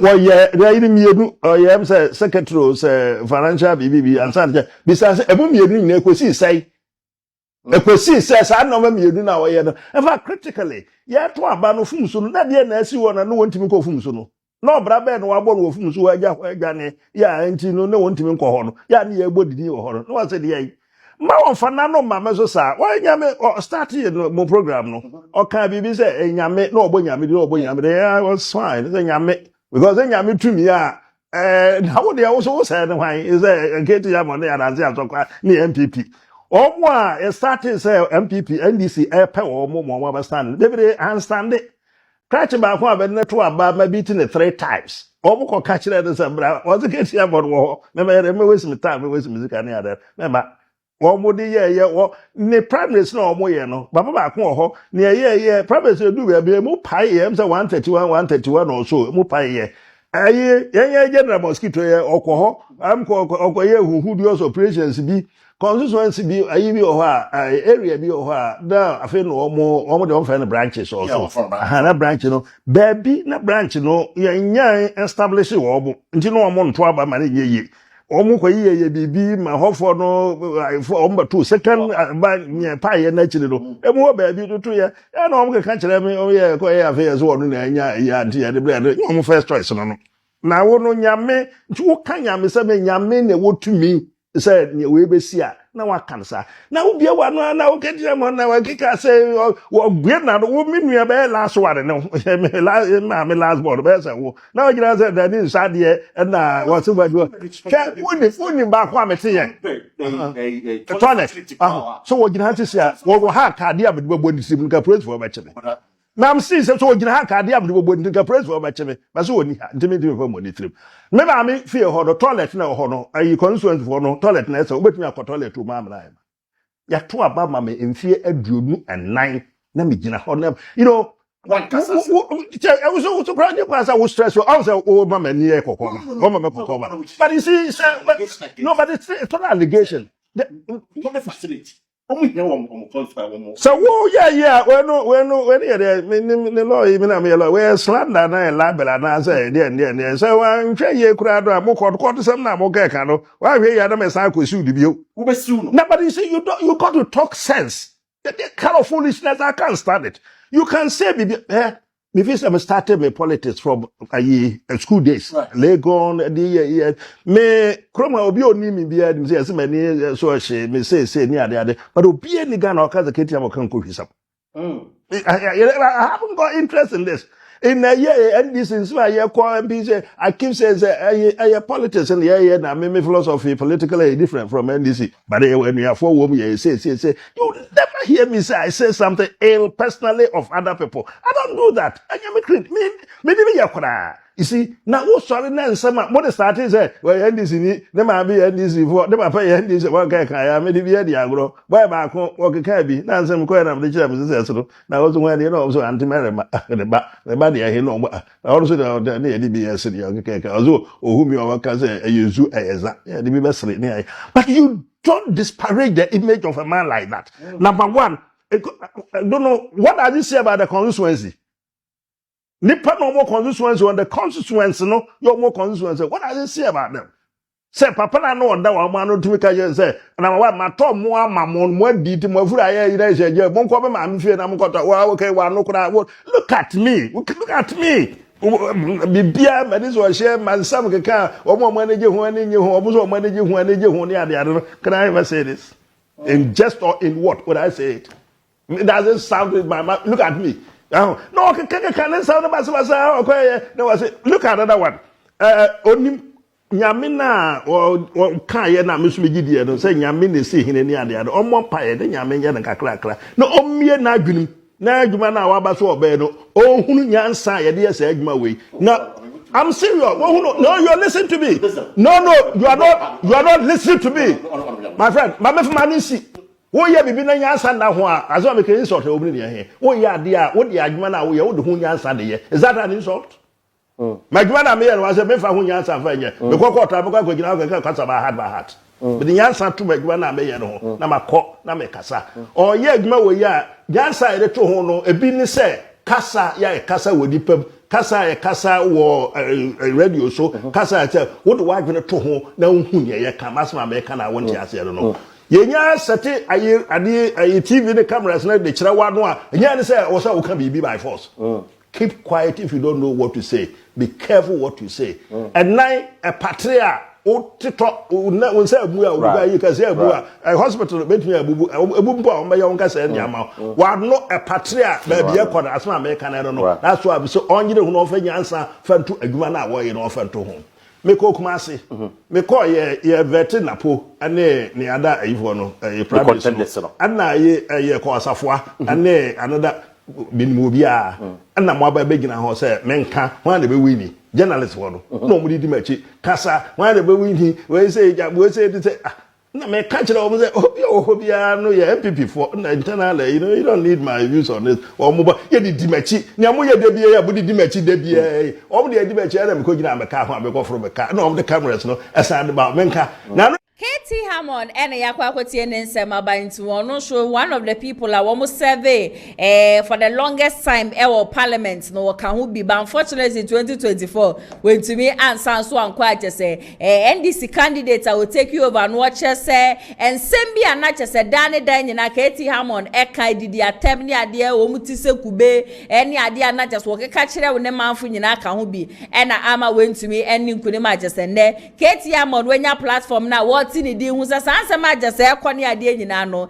nukura bia renim na mbom no enipa hodo na ena anko aba amfama MPP amanyoko sabre ya mena mo ka say po owusu opoku watena se ebusua mene no eba ba twetwe nkomo ede afa wo man Ghana ho okasa ede ma NDC amanyoko no oye 10 communication team members aso ena oye data transmission officer ewo bosomche constituency mama na kwa ba shonko enfambra shoulder jumedie support memo akwaba yeah na mo bibia boko de na mi adom bibia boko yeda oba de na se eja ndisi amanyoko ni amate sen wo ndisi amanyoko sisi ade nyoma mu ye boko na se ni aban ni guso no eda so a reset o man no na de yenuanu mo MPP for di jaye no enye saa na Ghana for ni epe no nenso ya di adwuma ne de se ni ebe ye se ebe gi adwuma ne se na so na ebe reset o man de no an e wo mempanyi John Dramani Mahama any era ato forcing ato is forcing the obi eka no enti no an eguso aye ko man no aye de aban papa aba okay I think the last week in so na rehosem etu ye nyina ye nana kunedu ajiman rollins so da ne benkum so condolences message by and I'll be free if you do him say ede ama eyebusia. Okay, so ye nyina ye maame nana ajiman kunedu rollins ina enim edwuma we di ama Ghana especially bana Ghana mani the role play in our fourth republic, and we cannot talk about her legacies without talking about the role he played as a founder of the 31st December women, and also the role in terms of education and healthcare. So on behalf of 10 KNUST, we will extend our condolences to the family and also friends of Emma Amin Nana Jemai Kunedu Rollins ni ama busuafo ya akọ na ejidi semre papa mu no aban ni chise bebe mu na de fata se ye ma no se ye founder ire no ye be ya ma no se party. Okay, Paul, my your topic for discussion. We are quite your first topic for discussion. The public must have access to the helicopter crash report. This is coming from NPP MPs, to His Excellency John Dramani Mahama. Obasemi uso say. So we na yenu MPP. Omo de diversion tactics nkwa. So mu so man mu koyi na nyoma ekoyi economy ni ebumia.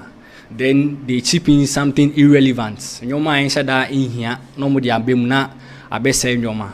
Yenka ebusuafo yawo inna ye nitua 6 August 2025 yi akwanhia boni a esi ewo adanse if enam so ye hwere o man panyifo bi ani military fo bi na asem we si ye no amani nyina ekwa arehuo mu na yewura man panyin so ema yehu de wo ha e wo so man ye hwe anim na emnem eni nansan mu nsem ekokoso no ye nuanom NPP for edinam say e wo say omuhu report no na report na denti na aban atena so adenti na aban release report no na nokure wo ho ne say on the 25th of August 2025 na aban ST Commission of Inquiry na Commission of Inquiry no omadwuma ne say omobehwehwe mu de ekoba ya airplane akwanhia ne sie na nyoma mienu betimi de agina so ehu no baako black box wo plane ni mu na ofru plane a ye wade ye friend black box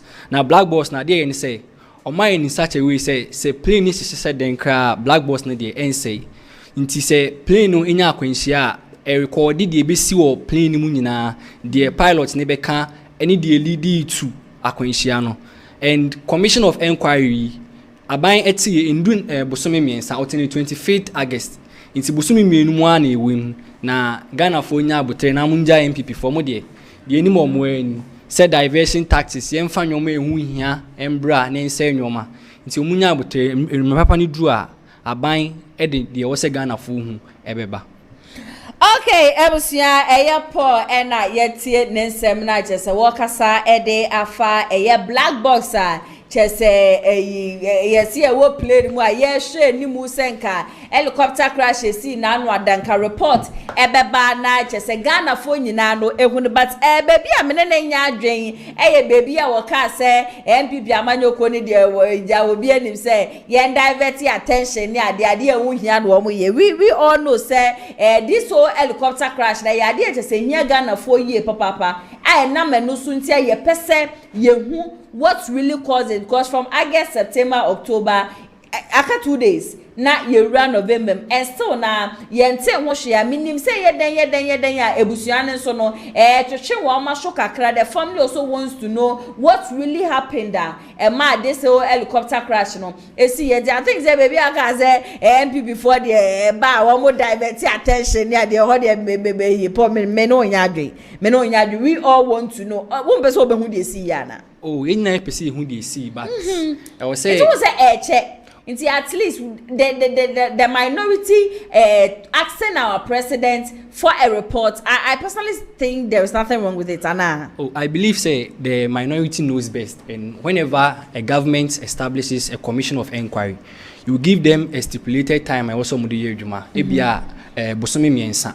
Inti bosome miensa nindru ya. They cannot come out with their findings. So when one my estimated time bia say bia yema womu 2 months and I yema womu we you. Inti when the chen womu bisa keke. Do you get what as say bi omo ka che say bia yema omo be 1 month and 2 months and e bia endru ye na e bia omo ba bonti aba be ka say na but this there was nothing like say estimated time. So we've not heard about it. Me say me ti most times me video comment section I say am for ba no ma be cho na na ya how far with the helicopter crash investigation am for tell be say the minority for no should be too mo na just say e ya sempa bia na refrain wo on because na ye mampeni ye nim say ade sure just say so na nyasam ketwa tie bia na no na bia na we lose focus kakra nti wo mo kai no beba Ghana phone show. Okay, I'm see as abia be mo ka say bossu ono so atena se ama me ma ono so akwa abasonko bossu. Yes, me aba na me adum pa chona so boko na say dey ode ye me dey boss me ni nje mo kra fachem eja metimi aba be drum ntem we was what bedroom tem no we delay me 30 minutes as what bedroom tem fachem o dey yen remu eja mre ne kwa ka just 30 minutes the public must have access to the helicopter crash report. NPP tells Mahama will take on that. Okay, you know about me first akunya we so encha the Asante regional organizer Dr. Francis Adomako Francois, the incoming regional secretary baby Francois will be on mame encha na men sra obadi inshiran famano na men commercial South constituency na men cha the able second vice chairman at the mame South constituency lawyer Bonsuki secretary the incoming regional assistant secretary maybe will be on mame encha p this helicopter here AC crash AC I don't know the black box no ache into a dise MPP MPs ebusa abine say adentina omonfa black box number na incident a ma anase de cause plane crash no omon mekanche timamfuo no on say eto down your man Ghana mu na odini o ma ye politics a wa wo be diso ebebubo time you akufo Nanado Dankwa Akufo-Addo by no say presidential plane I am re into obey there or better for now and this is for the politics politics and the oceans are incident is here or black boss are a helicopter anymore at the end of the day dear a course plane crashing I was say Ghana for a day but be 2 months getting to 3 months in here report to be from a bino and yes having a time helicopter now I say we have the black box away we know they've told us a woman who black box and adentina see who black box na adentina de cause incident na e black box no omon fam to just say ni and the map plane crash near there. AC. And it is a MPC no ebusa by no say the cause of this helicopter and as a incident no the cause of this no say omu busa aban agi muaye free aban wa omu diso omu busa. Okay. Cause omu nyina AC and atomrenche we AC and enye DC fo nko an motoe Ghana man nyina obi a motoe enti say I was say bibi chire Ghana my say and the cause incident na Ghana force where the ebeda omo so na say omo wo adwen chire bi ana say esusu ye bi dima oma panyin say I was say ye helicopter the next time you see na ebeboa I was say the ye boa when o man for incident we anya politics they should come out vocal and tell us the cause of this incident. Okay, you be right. Next topic for discussion. NDC can't be magicians to fix the economy in 10 months. KT Hammond and Kasa saying we will see for credits now. And from my former Vice President, His Excellency Dr. Mahmoud Bawumia. Paul, we'll take on that here. Okay, so in year 2023, emra MPP for ye omo primaries for presidential election in Naiman Penny His Excellency Nana Addo Dankwa Akufo-Addo in central for busa ne say economy baby a ekoi say na ye hu no na economy no ye ni de ni ye man Penny ka che say the oba be di anim no ene ba be ye economy ni na mentwe ewura KT Amon anu si boni de na okase 10 months aban no ntimi mfa tutuye bia entu kwam emfa nye economy ni ya ekwan bi so me ne nya adwen na de nti ame ne nya adwen say efa His Excellency John Dramani Mahama amamuya odanu ya ode nhihye bi atokwam a nhihye na ode atokwam no eno na aboa ema ene economy no ebumi nhihye ni bi ne den nhihye ni bi a Omampani John Dramani Mahama eni era ato forcing ede ato kwam a omoboa ama oman no etumpon no ebi ne 1 gold board a era John Dramani Mahama odi share era Sami Jemfinsa oda no ane eboa na accumulative reserves amaye na obebusa say then na gold board no na gold board no then eboa for economy no so you look at the role of gold board in the accumulation of reserves to support the local currency, that's the cedi. So from January coming to when I can say gold board led by Ura Sami Jemfi has accumulated a reserve of $8 billion. And this $8 billion refers to inflows of foreign currency are buying through the Bank of Ghana beating their support cedi no. Then who take the activities of the gold board you will look at it from the angle of terms of trade and also payment of trade. The partner say a dread year any amanfo for sudi no gold board no juma die be na eboa say fa account here ye kan ya ye o de friend no current account na current account no e fa edwadie any sika etua ma amanfo for no ani e fa sa account ye sanso capital account na capital account ye wo foreign direct investment say bi obi wa abrochi na o invest in the country and I say bi obi wa abrochi beto real estate and I say ye Ghana for wa say ye to we ha e no e form part of our foreign direct investment and also in your portfolio investment and only say bi am Ghana ha say na me invest in stocks, New York stocks nyina nhihye ya as a result of gold board no aban de atokwam a aboa na yetimi accumulated dollars ya support your local currency and I think so one major indicator of an economy booming inflation rate. You can inflation rate ye share rate at which say enyoma bo ekosoro. Say can inflation rate no impact say enyoma bo enkoso na ye fa MPP aban a emro move free aban mu on the 6th of January 2025. Inflation rate omujama na 22.1%. The partner say okoto ade a rate at which at the end of the cost 22.1%. Yen try ni ensure 2022 higher omoma inflation rates at 54.1%. Unya 54.1%. The partner say seven say bia me koto penny 5 cedis. Otina makoto bi me 10 cedis. Meaning 50% increment. By ne year to forcing wa prioritizing nyoma mienu. One fiscal discipline. Yaka fiscal discipline se me mouse car kwan abefa so discount no e was say o discount in a responsible way so that you will not accumulate maybe loss and as you find yourself wanting. And also we have monetary discipline.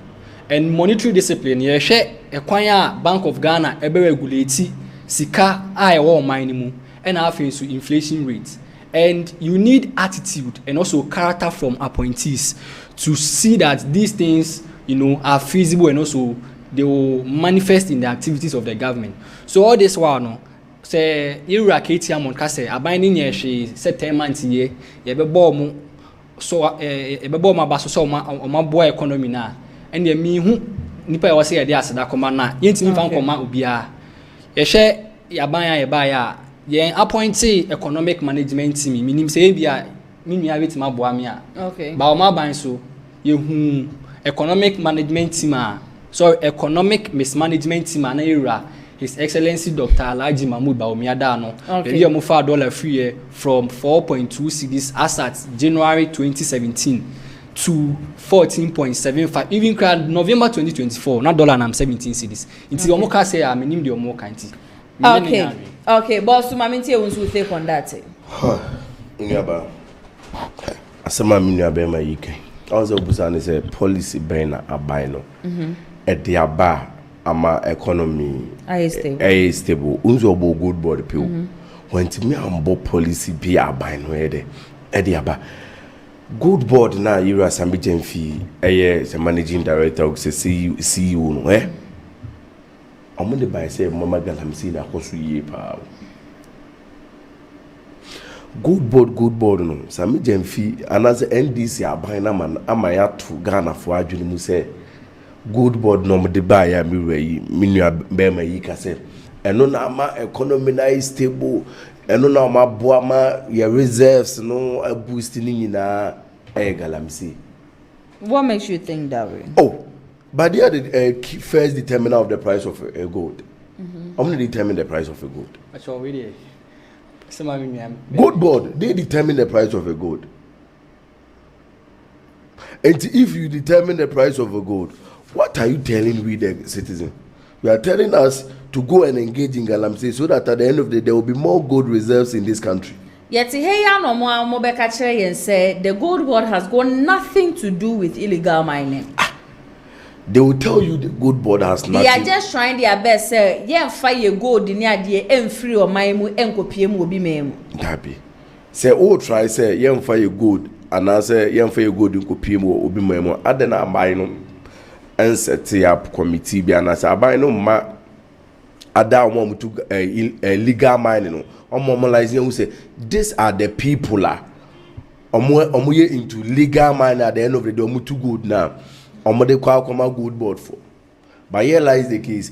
The illegal miners are the people who Galamsey we are. Nom they are good board for. The good board is the key determiner of the price of a good. And to determine, what are you trying to tell them? We are trying to boost their confidence. At the end of the day, they should go and engage in illegal mining. Also, by policy, John Domani Mahama a campaign or catch it say, oh, this formation 24-hour economy 133. A Jumara project, whatever they call it. A DNA. Economic policy be pana bino e dia tudwa obetiri aka che say now eye omunnioma say ana ama Ghana de ekoso ana say Ghana economy na is stable. Okay, so to you no only KTM on the adwen said Dr. Mahmood Bawumia I'm not going to associate this to Dr. Alhaji Mahmood Bawumia. I'm going to associate it to the former president Nana Addo Dankwa Akufo-Addo. Okay. Because Nana Addo Dankwa Akufo-Addo was the president, not Dr. Alhaji Mahmood Bawumia. Okay. So if we are giving the key appraiser, we are giving it to Nana Addo Dankwa Akufo-Addo, not Dr. Alhaji Mahmood Bawumia. And many Katie Amoni Adwene say NDC now from their first 10 months. And no ma pebi ya na yomodia but and no ma boni bia mo si ye ne ye de ejai to o hwe enoma Nana Addo Dankwa Akufo-Addo edugu akwam the one district one factory one constituency $1 million and the adwuma NEP policy a eboa ma yutini nya adwuma ye na economy ni be stable no edi na NDC for adiap and then on the abom because oh NDC for your buy policy we near diaba. Okay. And I said this is the economic policy yeah diaba. Also because when to me am back crowd you when to me am economic policy NDC for say oh yeah near the economic policy we buy. On to me more and now said they are just enjoying MPP goodwill or mujato within 10 months. Okay. Oh, you did say inflation as at November, inflation 23, inflation. Also, say ɔman no ɛbɛtena sɛ adeɛ bi a amplane for a ɛbrɛ saa ade kɔ ne si a COVID-19 see no the whole country we are seeing the inflation increase not only Ghana. Inflation increase with more than 2%. Any Ghana okay. It is a Ghana inflation increase due to this COVID-19. Now at the end of the day, we were recovering from this COVID-19 so that Abani say, oh, we know how to bring back the economy. But the lives of the people, we don't know how to bring it back. Now, Abino the Sando Mavina Gugu Aquem send your beya COVID-19 and as I send a beya economic policy no. A bit me stable.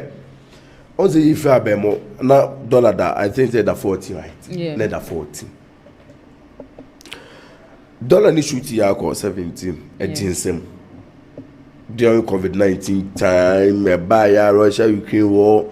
Me say this government omunya hu anazo omunya enfoma ni hu adeboni bia atu wiase afa na nyina ebe mo hu say oh Akufo Addo ya ade o omunya hu bi okay it is a common who say oh these are the global crisis you see here now at the end of the day no my Akufo Addo etimi and making sure say economy no the bounce back.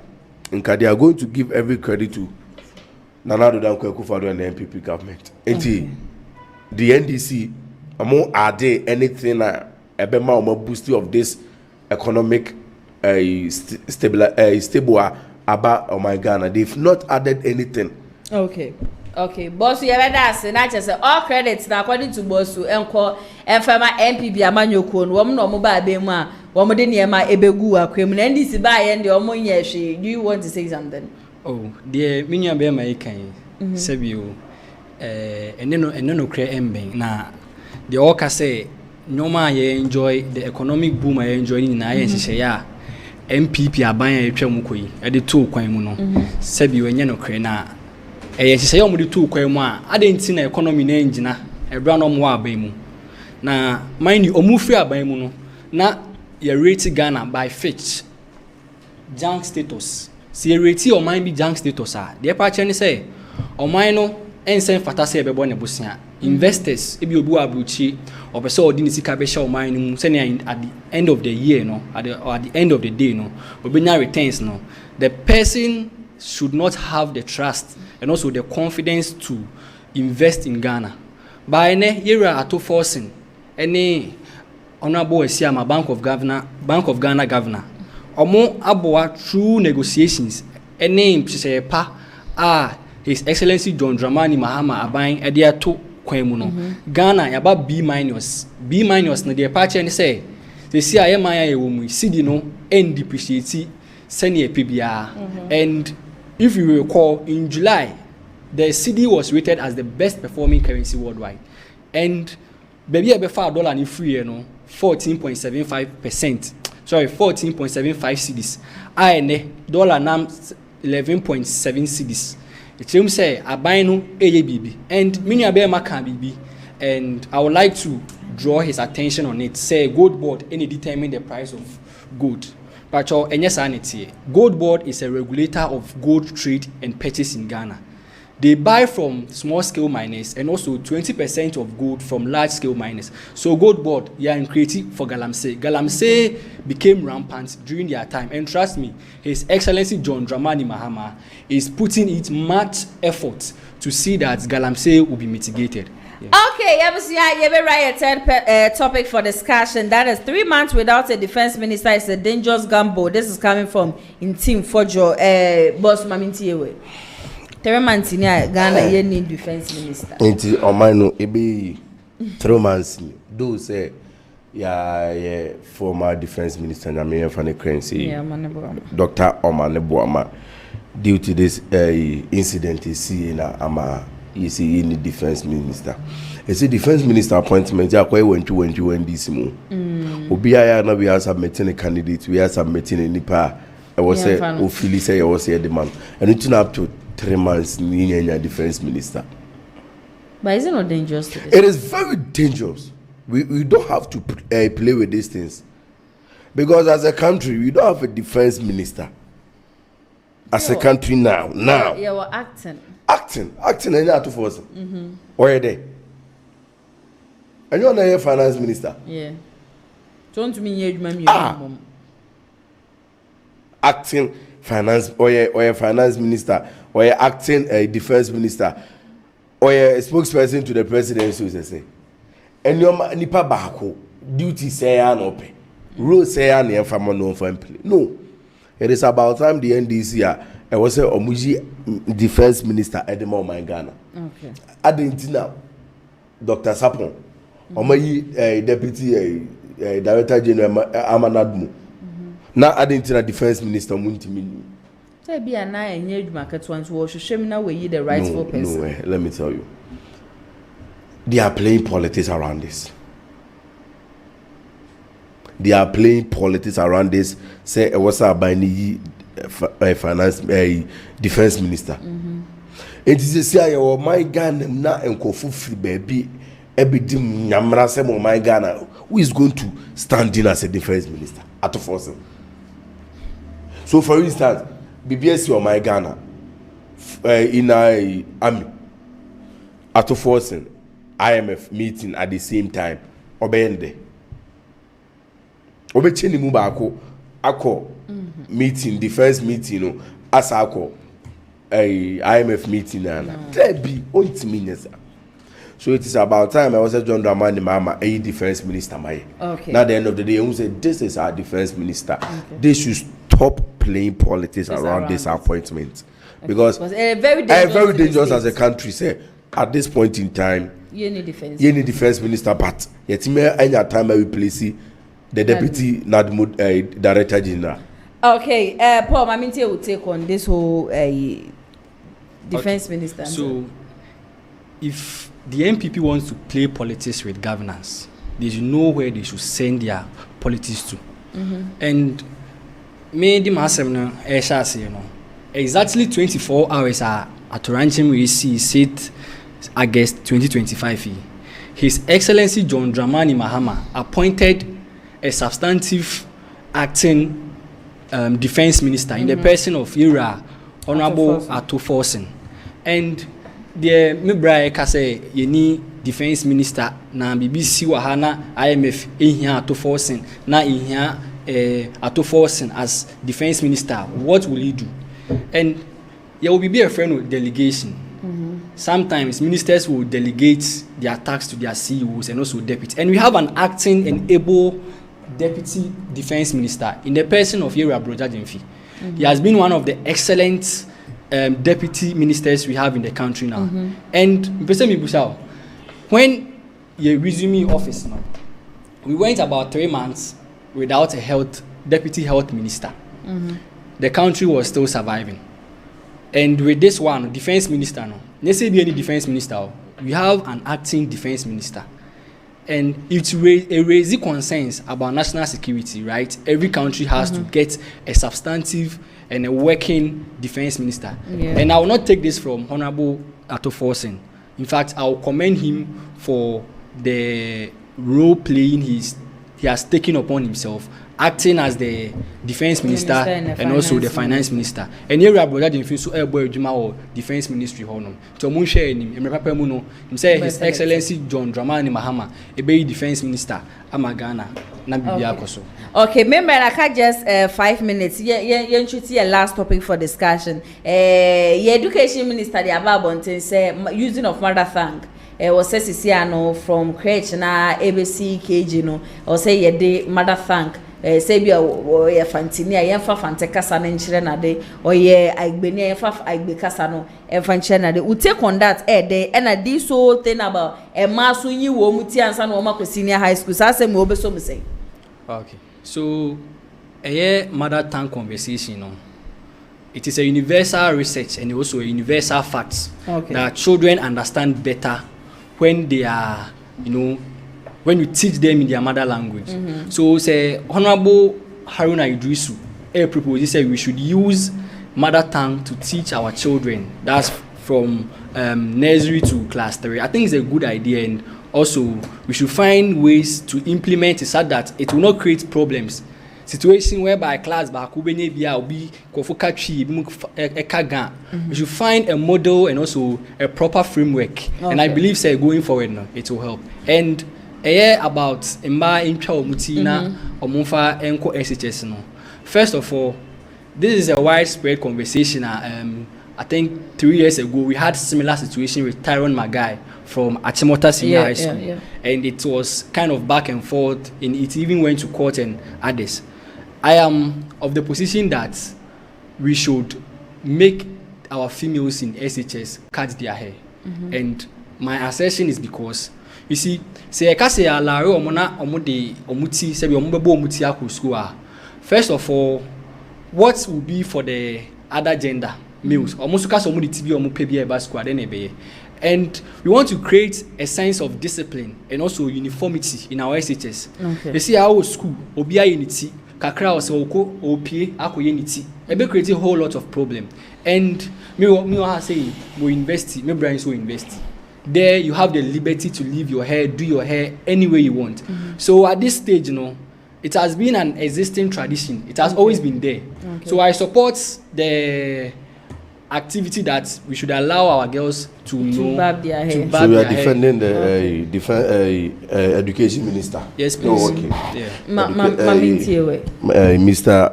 Honorable Aruna Idrusu, Vice President to President. Incoming President. Incoming flag bearer. Incoming flag bearer for NDC.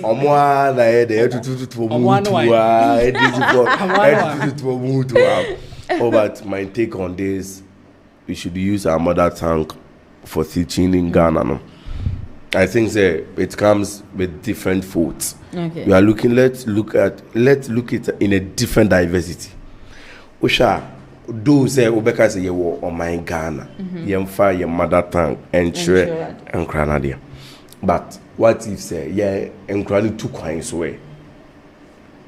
So and can't say you're too broad for night. You know they are going to teach them with the English, but they will be so familiarized with this mother tongue more than the but official the language. Francophone countries, they are teaching them with Womokasa. Francophone countries, also Franco Ebia France, majority of them need not French. Yeah. Omoka French, papa. But my Ghana, minority, almost. Let me take it. 20%. 20%, and it's a brofo. Brofo. Yes. School. Okay. But Francophone countries now one school across now what's French. In the area say for French the local official language that is English training crowd there no crowd there many omo okay. In some case children crowd there for their understanding but let's blend the two. Okay. Any cause here tobacco training, and as any cause here, the back open a year, Juma. Blend it, okay. And on the issue of Itino, I think I was say I could be a good school. I also look at discipline. Okay. I also unity. Okay. SSD. SSD is very hard for you to see. Say your hairdressing salon and I say barber shop for SS. Yeah. And there was Obia time by a finitri on ever. Yes.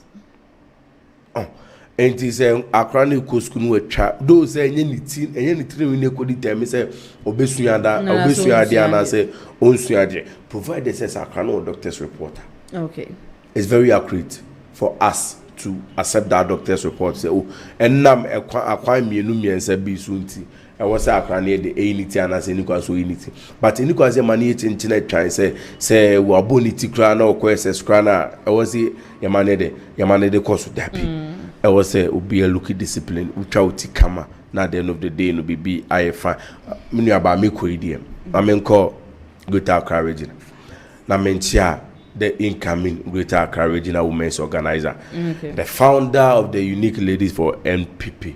Me ame mame Mary intimidate. Baby ame my mobi and mame enchiano na ministre obadi insurance famano na mencha the incoming National Youth Organizer. Commander Ateke Akubu ono na ebere energize base no. Base the youth base na e what MPP no. E Commander Ateke Akubu ana edi base neighbor na at the end of the day the youth now me lose interest e MPP no. Omo nya bit me ide ababak into bebe mobi and mame nchi omo yepa. Okay, Paul wants to open so chair will be a seconds. With the Ntiason Kobema Regional Minister, Honorable Dr. Frank Amakohene, and constituency chairman, Honorable Yaubema, and 10K University, our immediate vice president, Ira J. Brefo. Nothing so Ghana for Mr. So Munya Butre, and my this year by near the Shepa to Quem, Biabe Kama, the very set your mind so. Okay, Ebusia Paul Owusu Opoku 10 communication team members as no data transmission officer Edema Bosomcho constituency wone Kelvin Opoku kusi adodo na a friend Bosu or ye Tescon KNUST communication team officer Edeja enne outgone or a former, but at the end of the day, he happens to be a communication member for the NPP Amanyoko. One more energy and there, Minu Minina Dia just said, you should come on at the far or my Ghana, who Lioness Clinic GH, and I saw my Sammy to me day, a showdown Jumedia no ever so more, a Yaria just had also which ya win and red and make for one more Eddie Ama Bema Shodiano Pa, who could show Nema match, who are by any matches or banning young run Hokrano. Na wapepe won so aja say yade bia da so you krodo so ni ade nyina gonorrhea syphilis HIV biara arthritis body pains just say waware 10 years 15 years a won em mame pacho upie mo wo makachi a wo mo nduro papa wo mo betimi aka ade ama na just say oyade no etu ape bebia fa wo mo nkra mantem sa so en wo mo okuma senkra wo mo spenters en akuma sen so wo mo tech maxima me pacho free consultation wo mo ye adwuma Mondays ko Saturdays anopa 8 a.m. and 6 p.m. na womo upon numbers 2 adakasa for ni ni wetimi afamu bia afre womo na one womo atwetwe enkomo mamida production team ni nyina ase hana ATP and the newspaper review no ebesom saso na camera and MCR so eye kwadwo sapon saso and executive producer eye Mr. Daniel Yebo ameso ametine dwem and jumedi ebesom medi ene na ya so nyame adom ekira exactly 2 p.m. ebesan so edi ehia for na no de makramo.